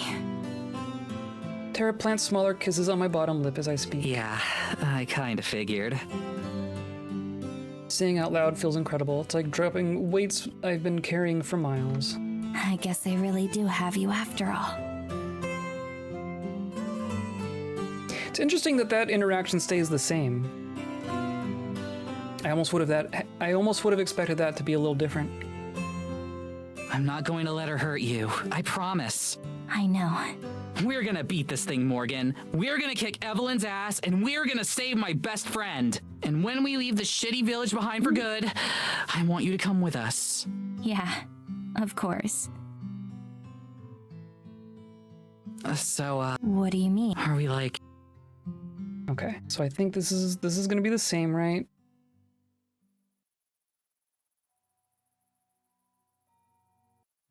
Queen of the Fairies, yes, yes. Oh, should we just like agree to be fairy when we're first asked? I guess that might be the thing that doesn't matter.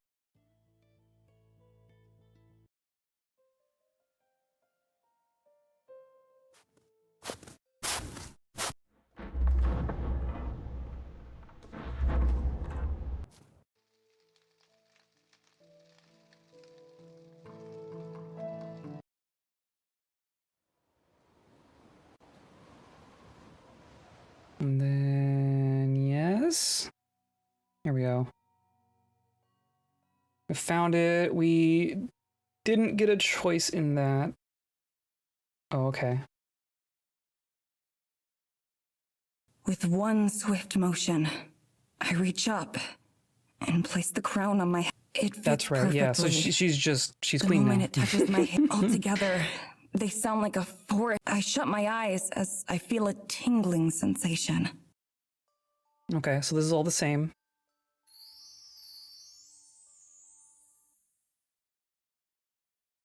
Interesting. So there's no more... So there's no choices in chapter 5, right? It's just chapter 6?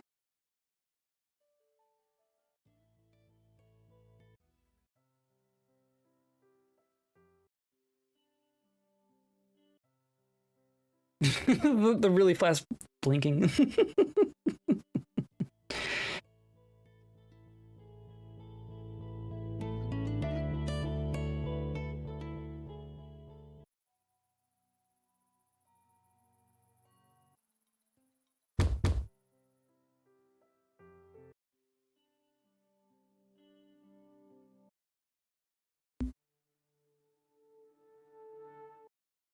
Jeez, I forgot how much reading there was. Holy cow.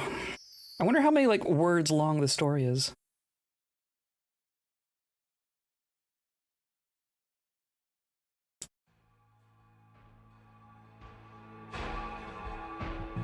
So this is climactic chapter, Hello, right? Tara.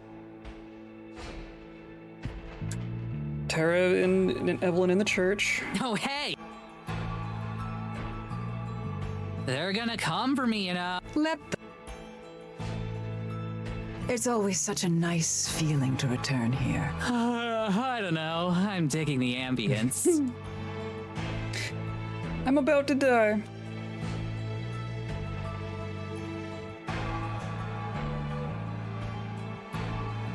Really? You should be thanking me. For what? I must have missed it. Because by dying here, you've given poor Morgan another chance. If she runs away now, I have no more need of her. I'll let her live. Of course, if she turns up here with any delusions of grandeur, she'll die along with the rest of them.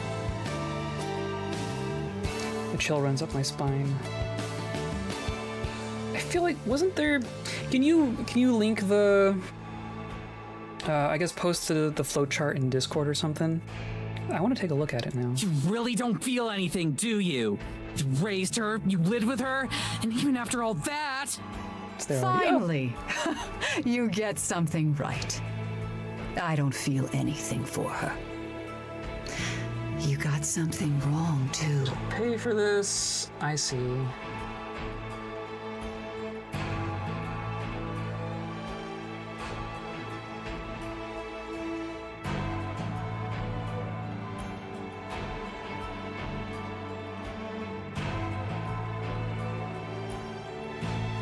What happened to option 3? Where's option 3? Like, I remember that, like, it ends tonight one way or the other, like that choice. I remember making that the first time, but I feel like that was before this. I didn't raise her. I cultivated her.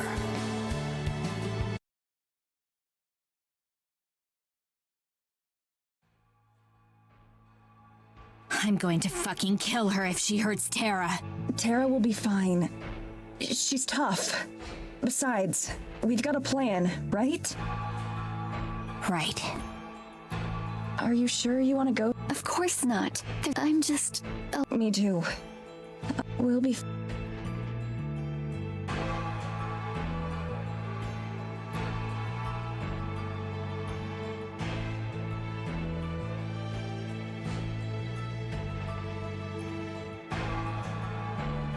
So where...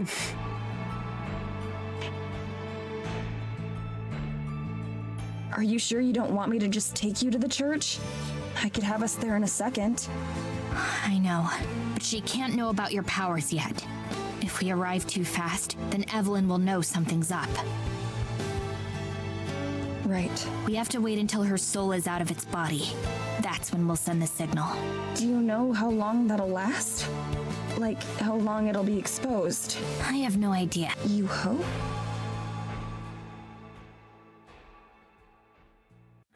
I know there isn't really... That doesn't even come... I never... So if you... I just... Morgan, well, first of all, it was my fault, so... Simple.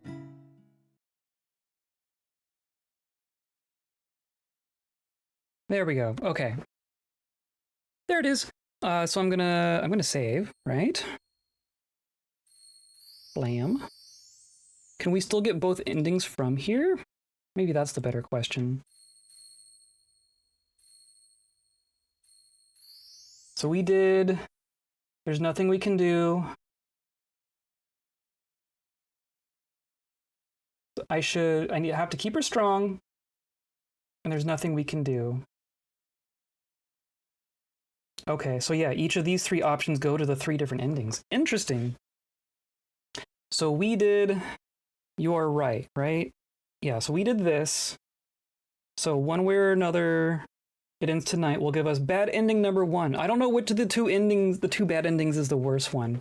But we'll do bad ending number 1 first, which is this. One way or another, this ends tonight.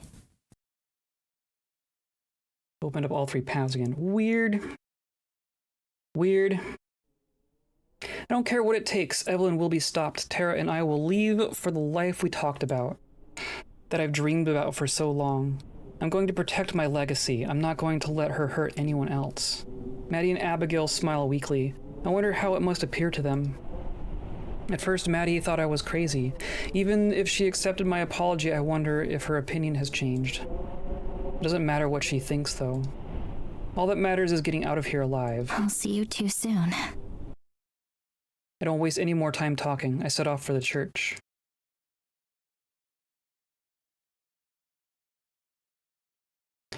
This is hardly a plan. It's barely more than an idea. It relies far too much on luck and everything going our way. But it's all we have. The furious winds tell me that I'm in the right place, as if there was any doubt. When I approach the doors of the church, they blast open. I've been expected. I don't waste any time. I rush in. Tara floats in midair, suspended by invisible magic. She lies prone with her arms and legs apparently locked in place. She looks dead. A colorful cloud floats above her, with a long tail spiraling back towards her body. I don't even need to be told. I know that it's her soul.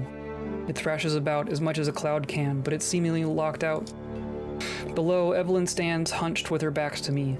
The trail of malevolent white magic tethers her to Tara.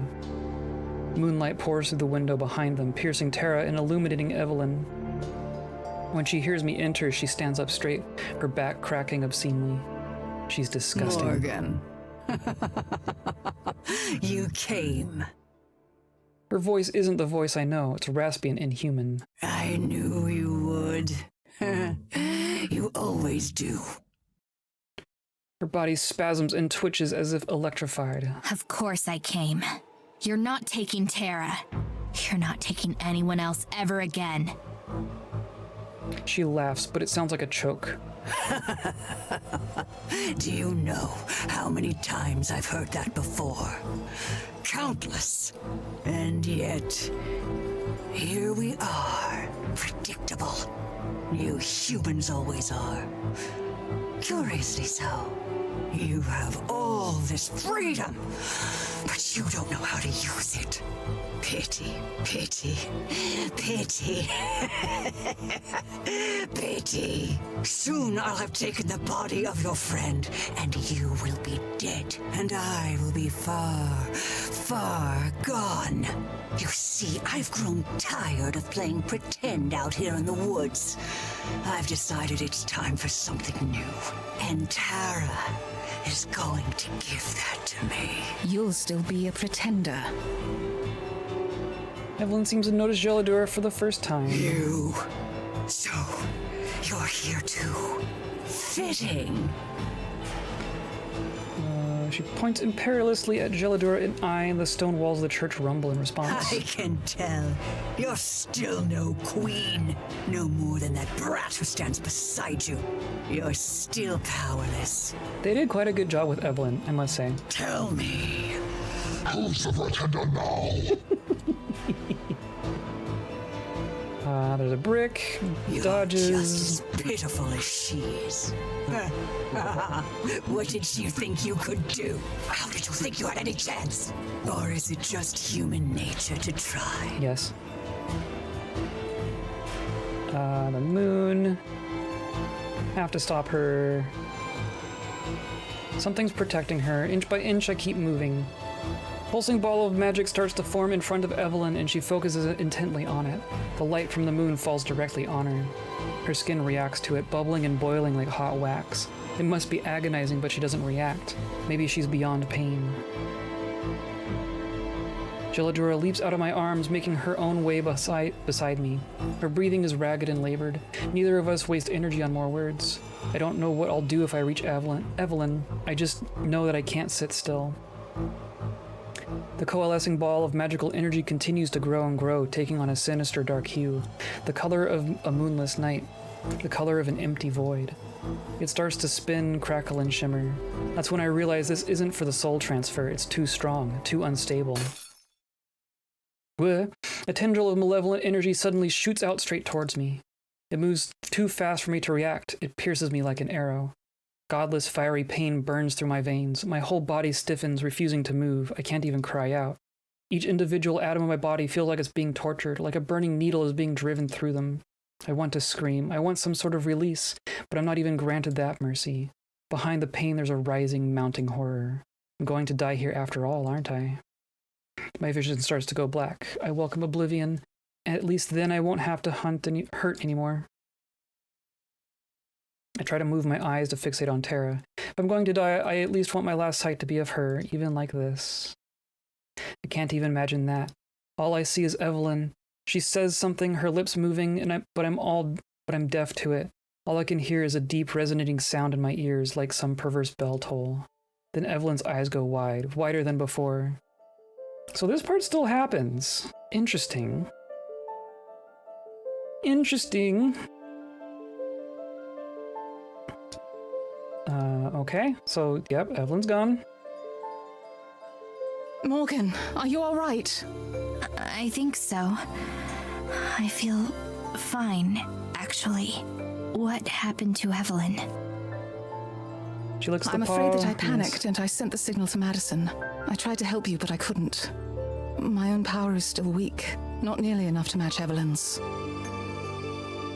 No changing it now. Yep. Still, thank you. Can you help me check on Tara? Of course.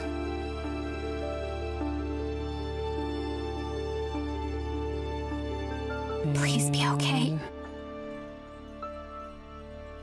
She's alive. I can Okay. feel that much. Is she? I don't think she should experience any loss. Bell on her head. Yes, yes. I can't. I said, I'm dumb as bricks, babe. It'll take more than... You're okay? Yeah, I'm sure. I wasn't. Is there any way we can get to Mads? I can take us there, but I don't know how much use I'll be once we arrive. Let's go. Are you okay? I'm fine. Okay. I mean, so Ready. far this is the same, right? I was expecting something dramatically different. Maybe the other one is more largely different. So they're in the Fairy Grove. Hooray! I'm gonna save.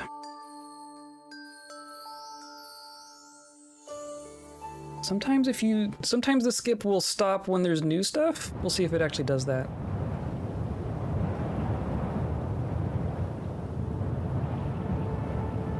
Okay, this still looks the same, right? There we go.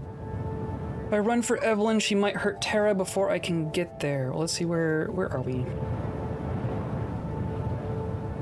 Abigail is tugging on her arm. Maddie doesn't react at all. She must be beyond even feeling it. So this is when Morgan and Tara just arrive on the far side of the lake, right? And just behind Evelyn, a familiar-looking ball of sinister light is forming. Maddie doesn't even know. Yes, okay. If I run for Evelyn, she might hurt Tara before I can get there. If I don't, there's no telling if Maddie will be able to stop her. So she wasn't hesitating in the other one. Of course, it might already be too late to help her anyway. Tara's gritting her teeth through the pain. If I leave her on her own, she'll be helpless. I can't let that happen. I face towards Evelyn again. I have to stop her somehow. That's all that matters, even if the realization that it might cost me my life rushes through me. All along, I've been aware of that as a vague possibility. I'd always known it might come to that. The future with Tara, I've been pushing At the forefront of my mind, the pain I've been pushing aside to move forward. The memories and emotions of the past overflow and hit me all at once, all the things I thought I could forget. But now in this moment, faced with that decision, I freeze. My whole body seizes up and I fall to the ground. No.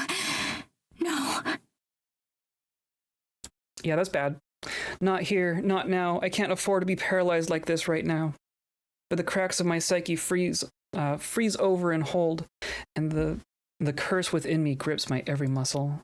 Years of feeling nothing, weeks of pushing forward, and still fear triumphs. Is this really how it will end? Am I not strong enough to do anything? Something soft brushes against my arm, and I look over at Geladura hurrying toward the lake. She turns back toward me, meeting my eyes. Take care of Terra. Goodbye, Morgan. And thank you. And with that, she dashes off into the lake, quickly disappearing. I don't even get the chance to yell her name. I'm able to stand, knowing now that whatever happens is out of my hand. If I'm going to die, at least the curse gives me the courtesy of letting me face it on my feet. Just then, Evelyn's ball of magic crackles noisily, and I fling myself in front of Terra, shielding her with my outstretched arms. She cries out in fear, and I brace myself for the end. But it never comes. A warmth spreads through the clearing instead. A bright light blinds me, and I hear Evelyn vocalizing something between a gasp and a snarl. I turn just in time to see the silhouette of a beautiful woman leap up from the lake. So Geladura takes it. Though I can't see her face, I know that it's Geladura, the real fairy queen. For a brief moment, she hangs there, suspended and framed by moonlight. She waves her hand in a slow, elegant gesture like a conductor directing an orchestra. Light glitters at her fingertips. Then she hurls the light toward Evelyn. Two things happen simultaneously. The shards of light shred through Evelyn's form, leaving glistening, luminous trails where they cut her. She remains on the shore, frozen in a position of pain as her whole body shakes and shudders like a glitched image on a TV screen. Then she starts to melt. Starting from her feet and working quickly up her body, she collapses inward on herself, leaving behind nothing but a thick black goo that stains the sand. At the same time, Geladura limply crashes back to the water, her life force spent. Her fragile form dissipates into the starlight that scattered across the rippling surface, her brief return as queen already over. Everything is quiet. Is it over? Is she gone? I think so. Melting away into sludge is a fitting and hopefully permanent end. Terra and I separate and she leans on me for support. And then we start to hear a buzzing sound. It comes from all around us, spreading through the trees. Fairies burst forth from their hiding spot, swooping over our heads and across the lake.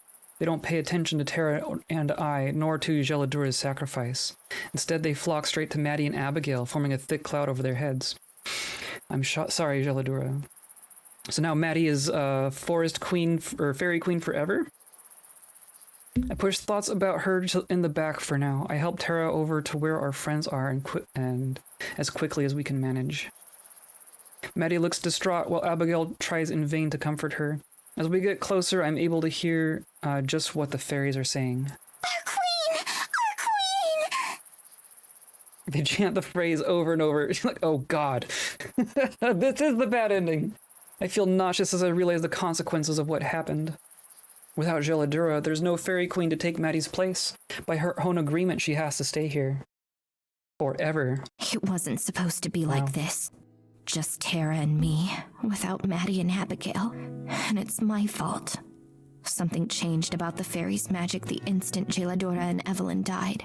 Maddie and Abigail both faded away from sight. We didn't even get to say goodbye. Interesting. It's not like they're actually dead, you know? So we don't really have to worry about them. Terra's been saying stuff like this since we got on the train. Since before then, in fact. Her wording makes it sound like she's trying to reassure me, but I know it's more for her own sake. Not that I mind. I'm willing to indulge anything that makes it easier for her. That's true. And with Maddie's magic, I'm sure they'll never be bored or lonely. Yeah, for sure. Plus, I'm sure Mads can, tell her all about film theory, recite the script to her favorite movies a bazillion times. Stuff like that. That nerd. She's in tears before the sentence ends, and I pull her into a tight, guilty hug. The rumbling of the train makes it uncomfortable, its motion slamming her against my chin repeatedly, but I don't mind. As far as I'm concerned, I exist right now just to make things better for her.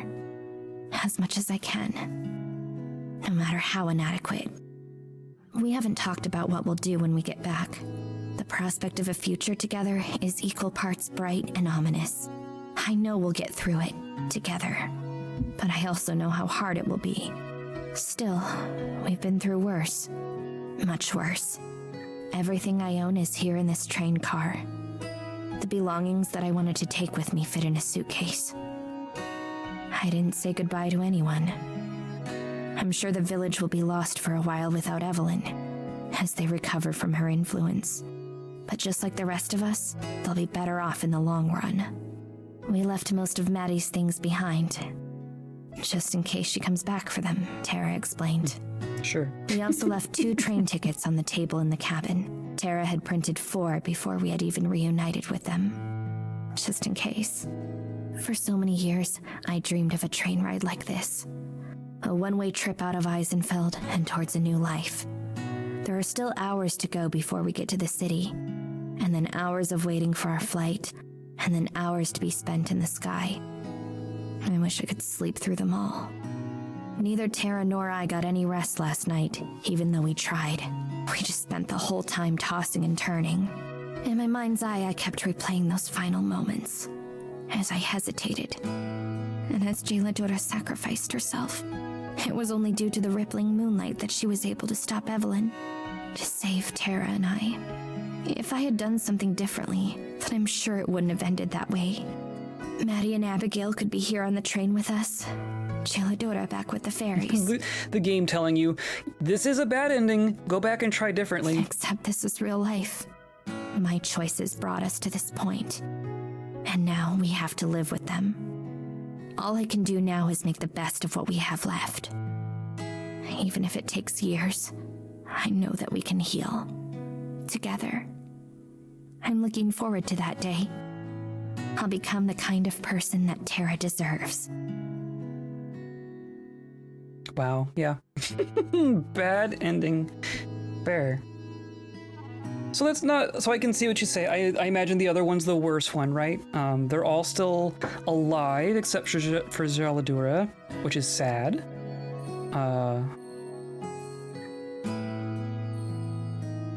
So we can skip. It takes a week or 2 before Tara is able to go into Maddie's room. She only stays in there for a few minutes before the tears start flowing. After 3 weeks, she calls Maddie's family, hold her hand while she listens to the sob. They don't speak to her again after that. Damn. It takes 2 months for her to be ready to start clearing out Maddie's room. BT keeps scratching at the door, waiting for Maddie to open it and let him in. It takes a long time for her to make her video about what happened. She keeps it vague. She moves on to something new. We get our own place. The old house had too many bad memories. We give our new home a life of its own. We heal, we grow. I wait a long time before I propose. About 5 years after we first met, I get down on one knee and ask her to spend the rest of her life with me. She freezes for a moment. I start to worry. Then the tears start flowing and she puts on that big goofy grin. Obviously, I wasn't planning on spending it with anyone else. Her parents are thrilled. To my surprise, they love me. Now I get to call someone Mom without feeling sick to my stomach. Mom helps me pick out a suit. Dad helps me pick out a venue. It all goes smoothly. We get married in the spring. She can't decide if she wants to wear a dress or a suit and winds up wearing both. A suit jacket over a gown. That sounds right. I love it. You're back? Oh, well, we found the bad ending, number 1. She writes her own vows and everybody laughs. In the front row, there are 2 empty seats. It was her idea. You never know, they might still show up. It'd be mad awkward if I didn't have a place for them. Bad ending giving us viable lore for good ending. Right, yeah. Like, this probably also happened in the good ending, in theory. They don't show up. But somehow I get the feeling that they know. So what happened was... basically Morgan hesitated, but better, yeah. Everything's the same up until the very end, where Morgan and Tara get teleported to the other side of the lake. And what happens is Morgan hesitates instead of running over there. So Geladura basically throws herself into the lake, becomes the fairy queen, and then at the same time kills Evelyn, but also takes a hit from Evelyn. So they both die at the same time. So all 4 of our characters are still alive, but Maddie has to be the fairy queen forever, and then the 2 of them like disappear before Tara and Morgan can say anything. So they're just bound to the forest now. I assume Tara doesn't have to tell Maddie's parents that she isn't coming home. I assume that part doesn't happen, but I think the wedding part happens. I kiss Tara on the altar. It feels like I'm kissing her for the first time. It's the most wonderful moment of my life. And as I kiss her, I silently thank Maddie and Abigail. Geladura too. This wouldn't have been possible without them. That night, I carry Tara across the threshold. She wants it to be as cliche as possible. I have to admit, I like it. It's sweet, it's happy, it's healing. We're complete, and we will be for the rest of our lives. Thank you, Maddie. Thank you, Abigail. Goodbye. Achieve the freedom ending. Interesting.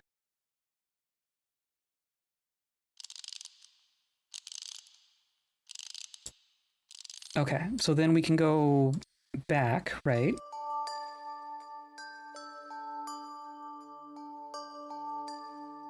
Or no? Time to act. Did you do the other? No, we haven't done the other. We're doing that now. So bad ending 2. I'll promise I'll make it up to you. Yeah, that's probably not good. This one is I promise I'll make it Morgan up to is gonna you. die in this one, right?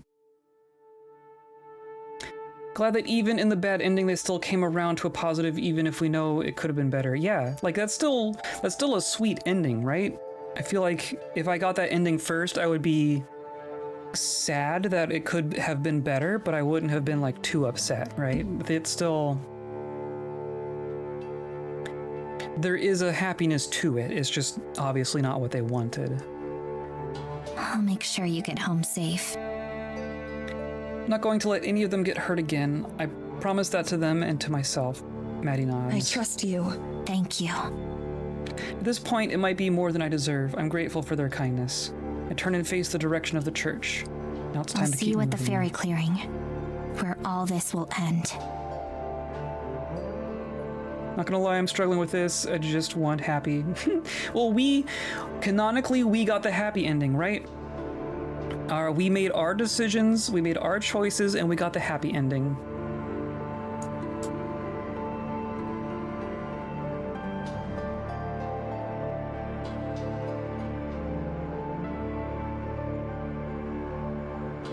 Okay, so this is all gonna be the same, right? Oh, except for this. I'm afraid I panicked. I sent the signal to Madison. I tried to help you, but I couldn't. My own power is still weak, not nearly enough to match Evelyn's. You should have let me die. None of this matters if Maddie isn't able to stop Evelyn. It was going to be unlikely to begin with, and now our odds are even worse. She must know as much. She pads back and forth, her tail twitching in agitated fervor. Thank you, Geladura, for everything. Let's check on Tara. I'll need to rewind to watch the good ending to cleanse. There you go. Of course. Rush over to Tara. In theory, she's still okay, right? Because that'll still happen the same. She's alive. I don't...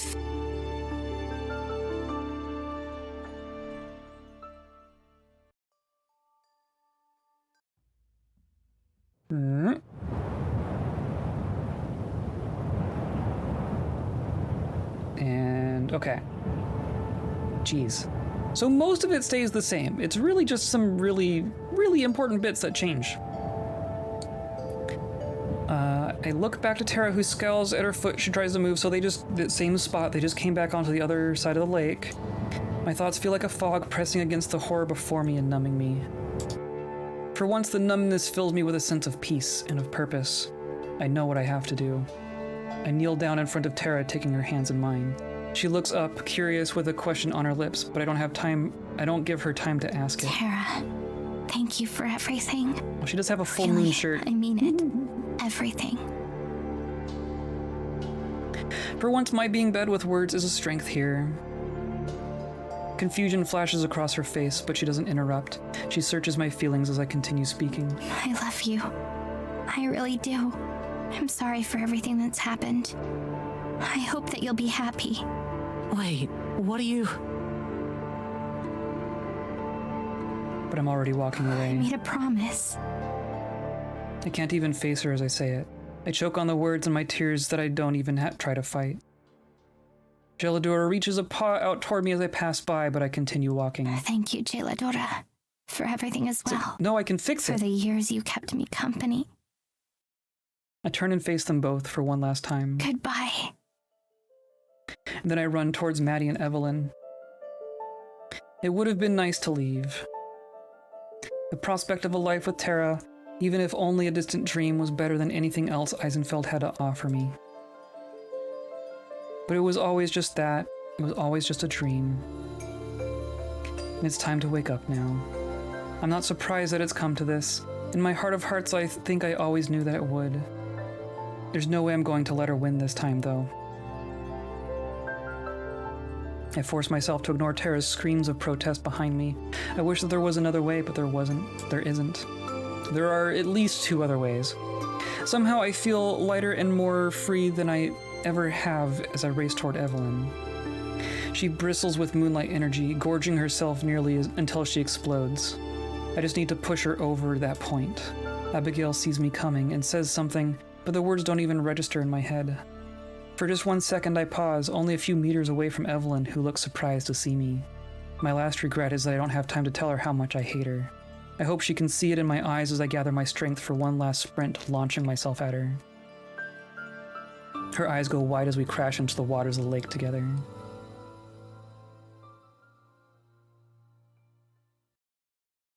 And this kills the Evelyn? The rest is silence.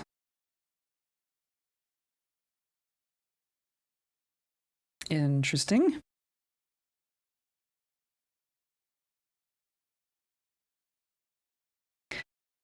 I see Morgan tackle Evelyn, watch them hit the water together. I see it, but I can't stop it. I see the moonlight and the water both shimmering and shake. The water splash everywhere as the two of them thrash around. I see the splashing stop and go still again. I see Geladura the cat stretch and sprawl as dark magic evaporates from her paw. I see her form emerge as the rightful fairy queen once more. I see all this happen, but I never see Morgan come back up out of the water again. Morgan? I'm yelling at the lake. I'm yelling at the place where she disappeared, but nothing's happening. I try to take a step forward, forget that my foot is screwed, and I fall down onto my knees in the sand. I'm yelling at myself. How fucking useless I was, like always. No! I drag myself to the water's edge. I can see Maddie rushing over towards me, but I don't care. She's not the one who's important to me right now. I strain my eyes for any trace of her. Why hasn't she come back up yet? I mean, I know she can hold her breath for a long time, but this is pushing it, even for her. Tara. I'm sure that if I turned my head, I could see Maddie, but I don't want to. I know Maddie's there, that isn't the problem. My fingertips scratch at the smooth surface of the lake. It washes away the sand grains under my fingernails. Just a little bit further and I can pull myself out to the lake. I'll find her, I'll bring her back. Tara. I can feel her hand slip under my arms as she pulls me to my feet. Like always, someone else is taking care of me. Go, Mads! I need to help Morgan. She went in, but... Tara! I finally look to her. She's crying. Tara. She's gone. She's wearing the flower crown, but not the rest of the stuff? Feels kind of weird that they can save Maddie and Abigail, but not Maddie, even if it's as a ghost. True. But to save someone as a ghost, the forest would have to be able to do it, right? Morgan, yeah.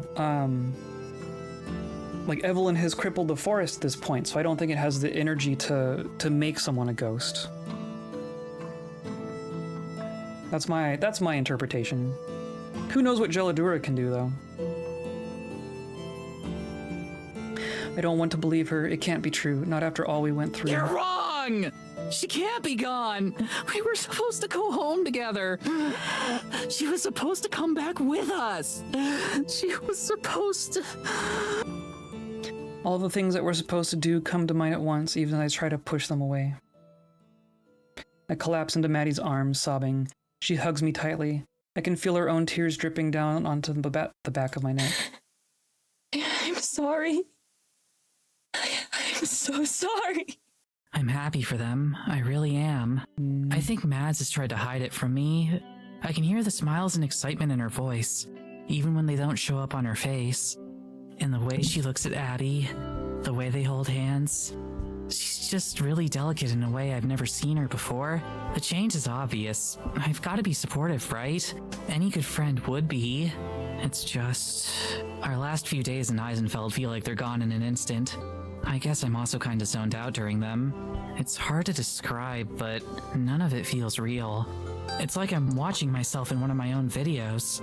I can hear my voice, hear myself laugh and joke, but that's not me. I'll be sitting in the living room and look at a clock and it'll be midnight. I won't even remember doing anything else that day, and then I'll just go to sleep right there on the couch. I can't go back into that room. And it's like that for however long we have left. It's all hazy. I don't even remember packing. And then we're at the train station, getting ready to board. Abby is pointing at everything and asking all kinds of questions. I don't think she's ever seen a train before. Mads is so patient with her. She even seems to enjoy explaining all this stuff. They're good together. Before we get on board, Mads grabs my arm and pulls me aside. Hey, listen, She says. I just want you to know that... I interrupt her. I'm okay, Mads, really. You don't have to worry. I flash her the old grin and finger guns. I've done it so many times on camera when I was sick or tired that I don't think even Maddie can see my heart isn't really in it this time. At least I hope not. She wraps her arms around me anyway. I just want you to know that I'm here for you. I can feel the tears want to come out. I'm not gonna let them. I wrench my eyelids shut and take a deep breath. That's all I've got. My pride. Mad steps back, hands on my shoulders. She smiles at me. Abby smiles at me. Both of them have this look of pity in their eyes that they don't even try to hide. That's the last thing I want. Come on, let's get out of here. Maddie says, and she leads me onto the train. Abby's a big bundle of giggles and excitement. You'd think it was already Christmas by how she's acting. Then again, it's probably better than Christmas for her. I can't believe we're finally leaving. I never thought this day would come. I never even dreamed about it. And now, it's a little scary. Abby says, her eyes shining. She's literally vibrating in her seat. It's scary for me to leave too. Just not in the same way. I realize I'm staring at her too late. Our eyes meet and I look away towards the window, but before I do, I see that look on her face again. Pity, mixed with guilt. She doesn't even say much after that, at least not that I can hear. She and Mads kind of just whisper to each other while I stare out the window, watching the forests and mountains pass by. I don't know what I'm gonna do. I was just starting to have all these plans. Things were starting to feel certain again, and now... There had to be some other way. There had to be... I'm not sure who to be angry at. I don't know who to blame. Hours pass. It's hard to tell. Abby falls asleep with her head on Maddie's shoulder, and Maddie just keeps shooting me these concerned glances every time she looks up from the book she's reading. She doesn't say anything, though. She probably doesn't know what to say. I sure as hell don't. I lay my head against the glass. It's cool, and the way my head bounces off it as the train goes along is kinda soothing. I wonder how this train ride would have gone if... Would I be the one with my head on Morgan's shoulder, sleeping like Abby is with Mads? I'm glad they're getting their happy ending. They deserve it. They really do. But what about what Morgan deserved? What about what I deserved? It doesn't feel fair. It doesn't feel right, but it does feel real. I wish it didn't feel so real. I sigh. They look so content, the two of them. A good friend would be happy for them. God, I wish I could be. Oh, yeah, that's sad. It's interesting that you get either Maddie and Abigail get to be together, or Morgan and Tara get to be together. But there's only one ending where all four of them get to be together.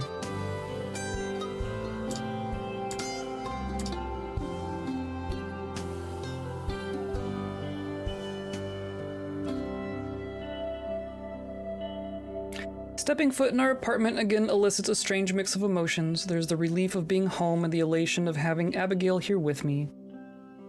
But there's a lingering sorrow from one very notable absence. Morgan should be here too. You screwed up! You screwed up playing your video game. Now you get to feel bad. Tara makes jokes, blows off personal inquiries, and avoids showing any sign of the intense pain she's feeling.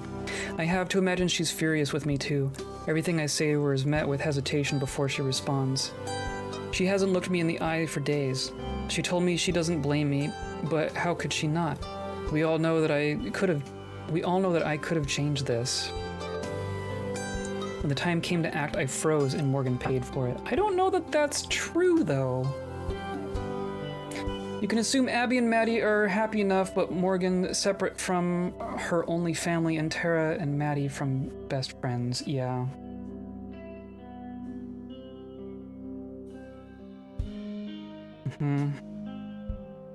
So, there's still more reading to go. I'm intrigued by... So there's 3 choices, right? There are 3 points where we make a choice. And Morgan is the person who makes all 3 of those choices. Am I right in thinking that?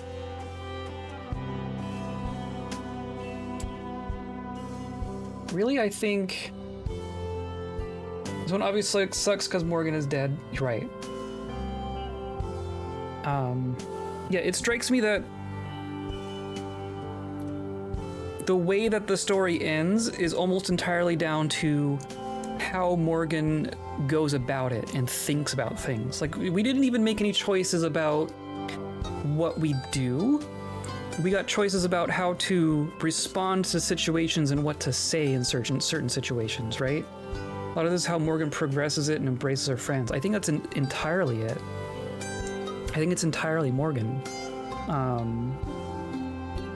I think it's either Morgan embraces her new friends and takes the risk and it pays off in the end because they all stay together, or Morgan sticks to the fear of loss or the hopelessness and ends up losing what could have been. But Morgan being the only person who's really making any choices here is interesting. Because now here we are with Maddie, and she's thinking it's her fault. When the time came to act, I froze, and Morgan paid for it. But like in all of the endings, Maddie didn't do anything different, right? The only one who did anything different was Morgan. Which is weird, as you wouldn't say she was the one with the most autonomy in the story itself. Right. Right. I mean, no one had real autonomy, right? The only autonomy that they had was, keeping hope or succumbing to hopelessness. That's interesting. It's interesting. It's an interesting way to do a story. There's a thump of scurrying paws from one of the bedrooms as BT hears the door.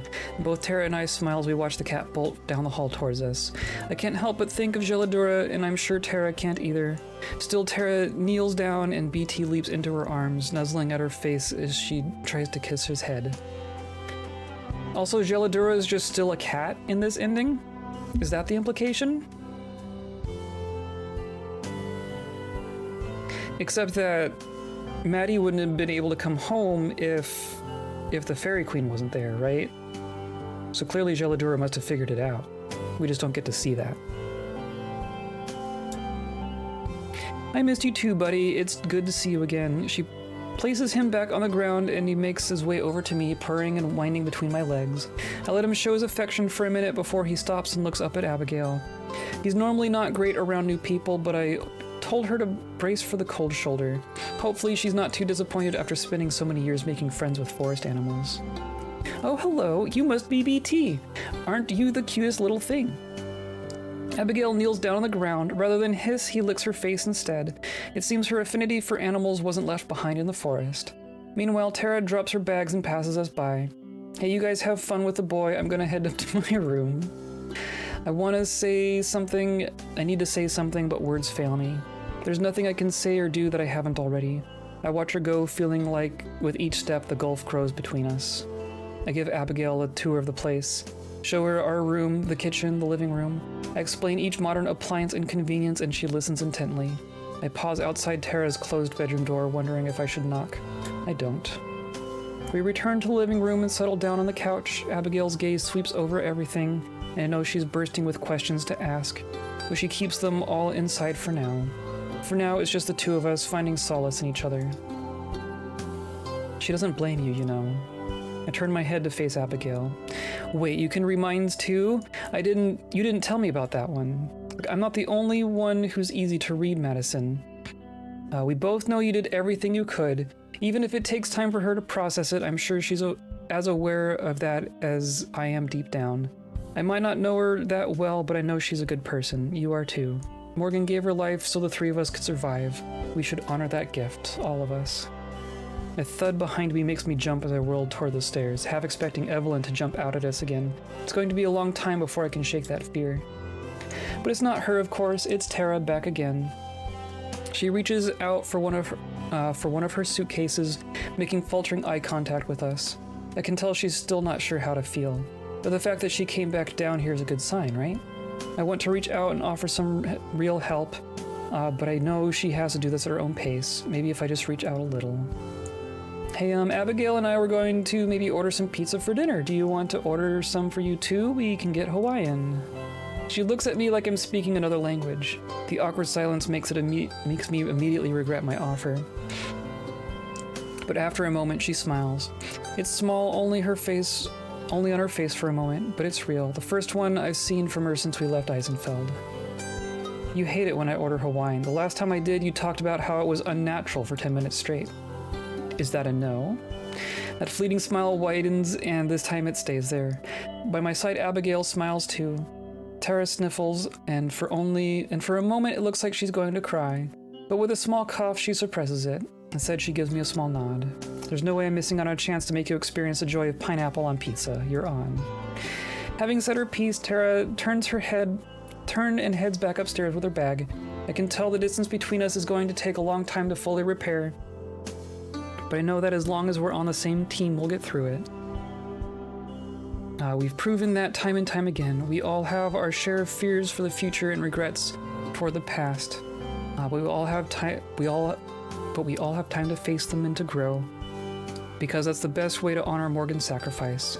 We're going to live our lives to the fullest without regrets. And we're going to do it together. A sacrifice ending, of course. So even that one wasn't like that. I mean, obviously that's the bad ending, but there's still a hint of hope and sweetness to it, at least. It's ironic because I think all the choices you make are Morgan's. Right, exactly. Didn't see her as the fairy queen in this ending. Right, which is interesting. So it must imply that Geladura was able to become the queen again. Want to give Tara a hug? Where's that option? I know, right? Well, the canonical ending, the good ending, was very, very good, right?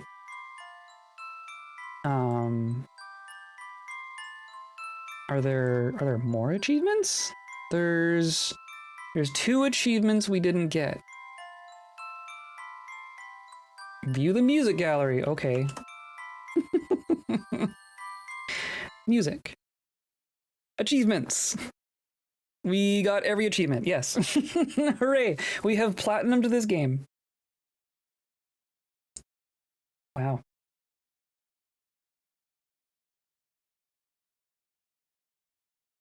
I wonder if this is ending. If this ending is why they named their next game "Please Be Happy." Only 10% of people got all the endings. Interesting. But most people, the true ending, it even calls it the true ending. The true ending is the most common one. That's interesting. I mean, it was telegraphed pretty good about which ones were positive and negative, right? But that is interesting. I am going to run to the restroom just real quick. But I think maybe we're just gonna chat a little bit.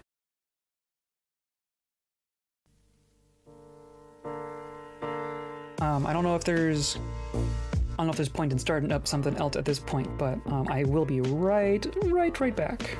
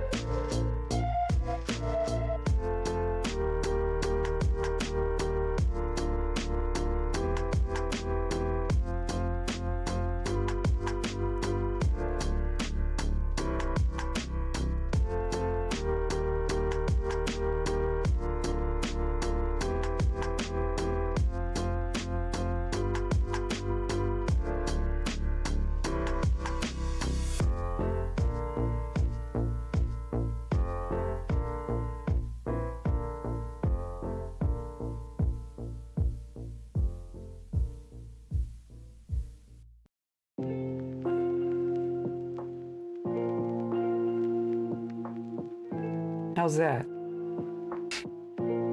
Because I pressed the BRB thing on that, which mutes my microphone, but didn't actually change the screen, so I had to do another thing, and then I didn't undo the thing. Anyway, yes, the first ending is the true ending. That is the canonical ending of this game.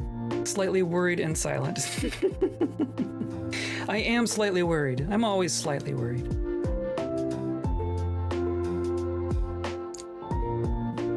Well, I was mostly just saying that that's a lot of reading. I don't think I've done... Like, I usually feel like streaming involves a lot of talking, obviously. I try to talk as much as I can.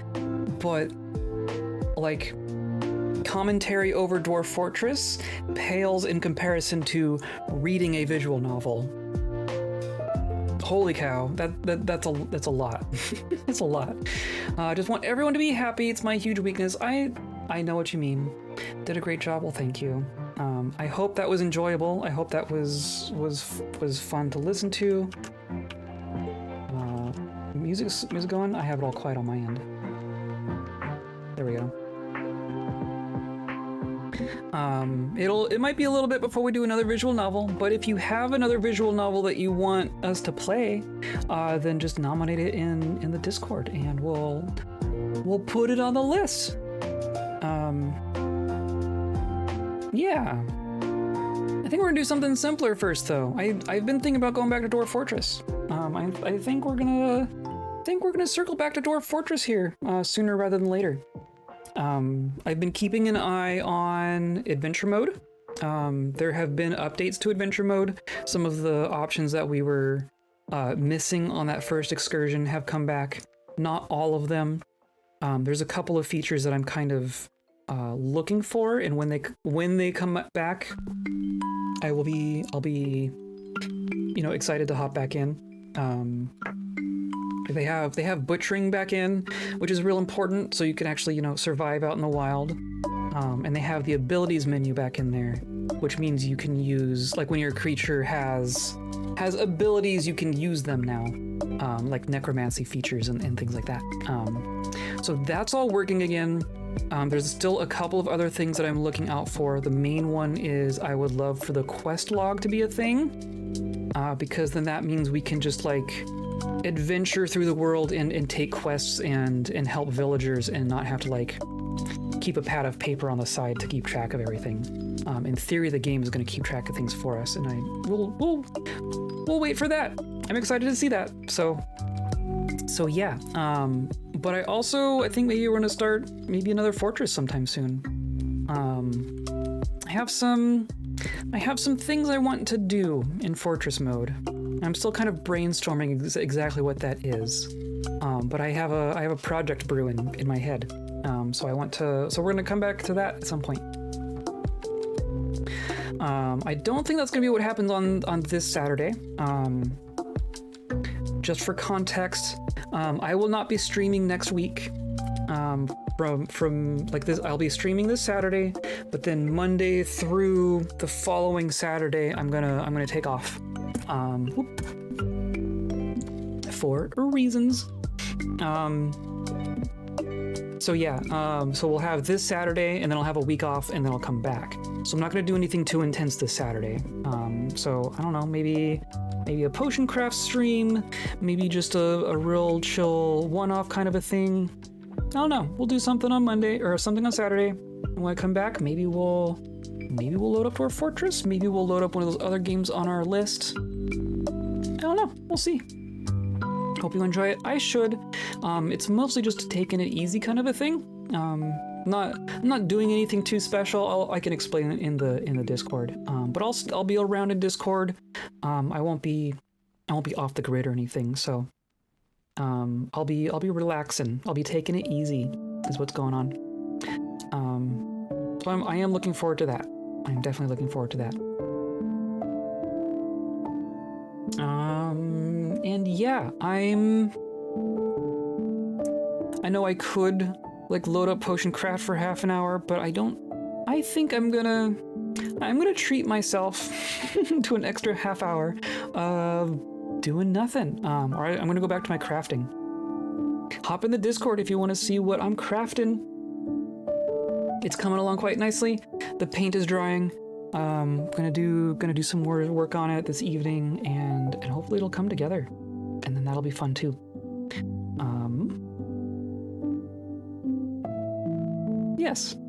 Yes. Happy crafting. Thank you. Happy on crafting. Thank you.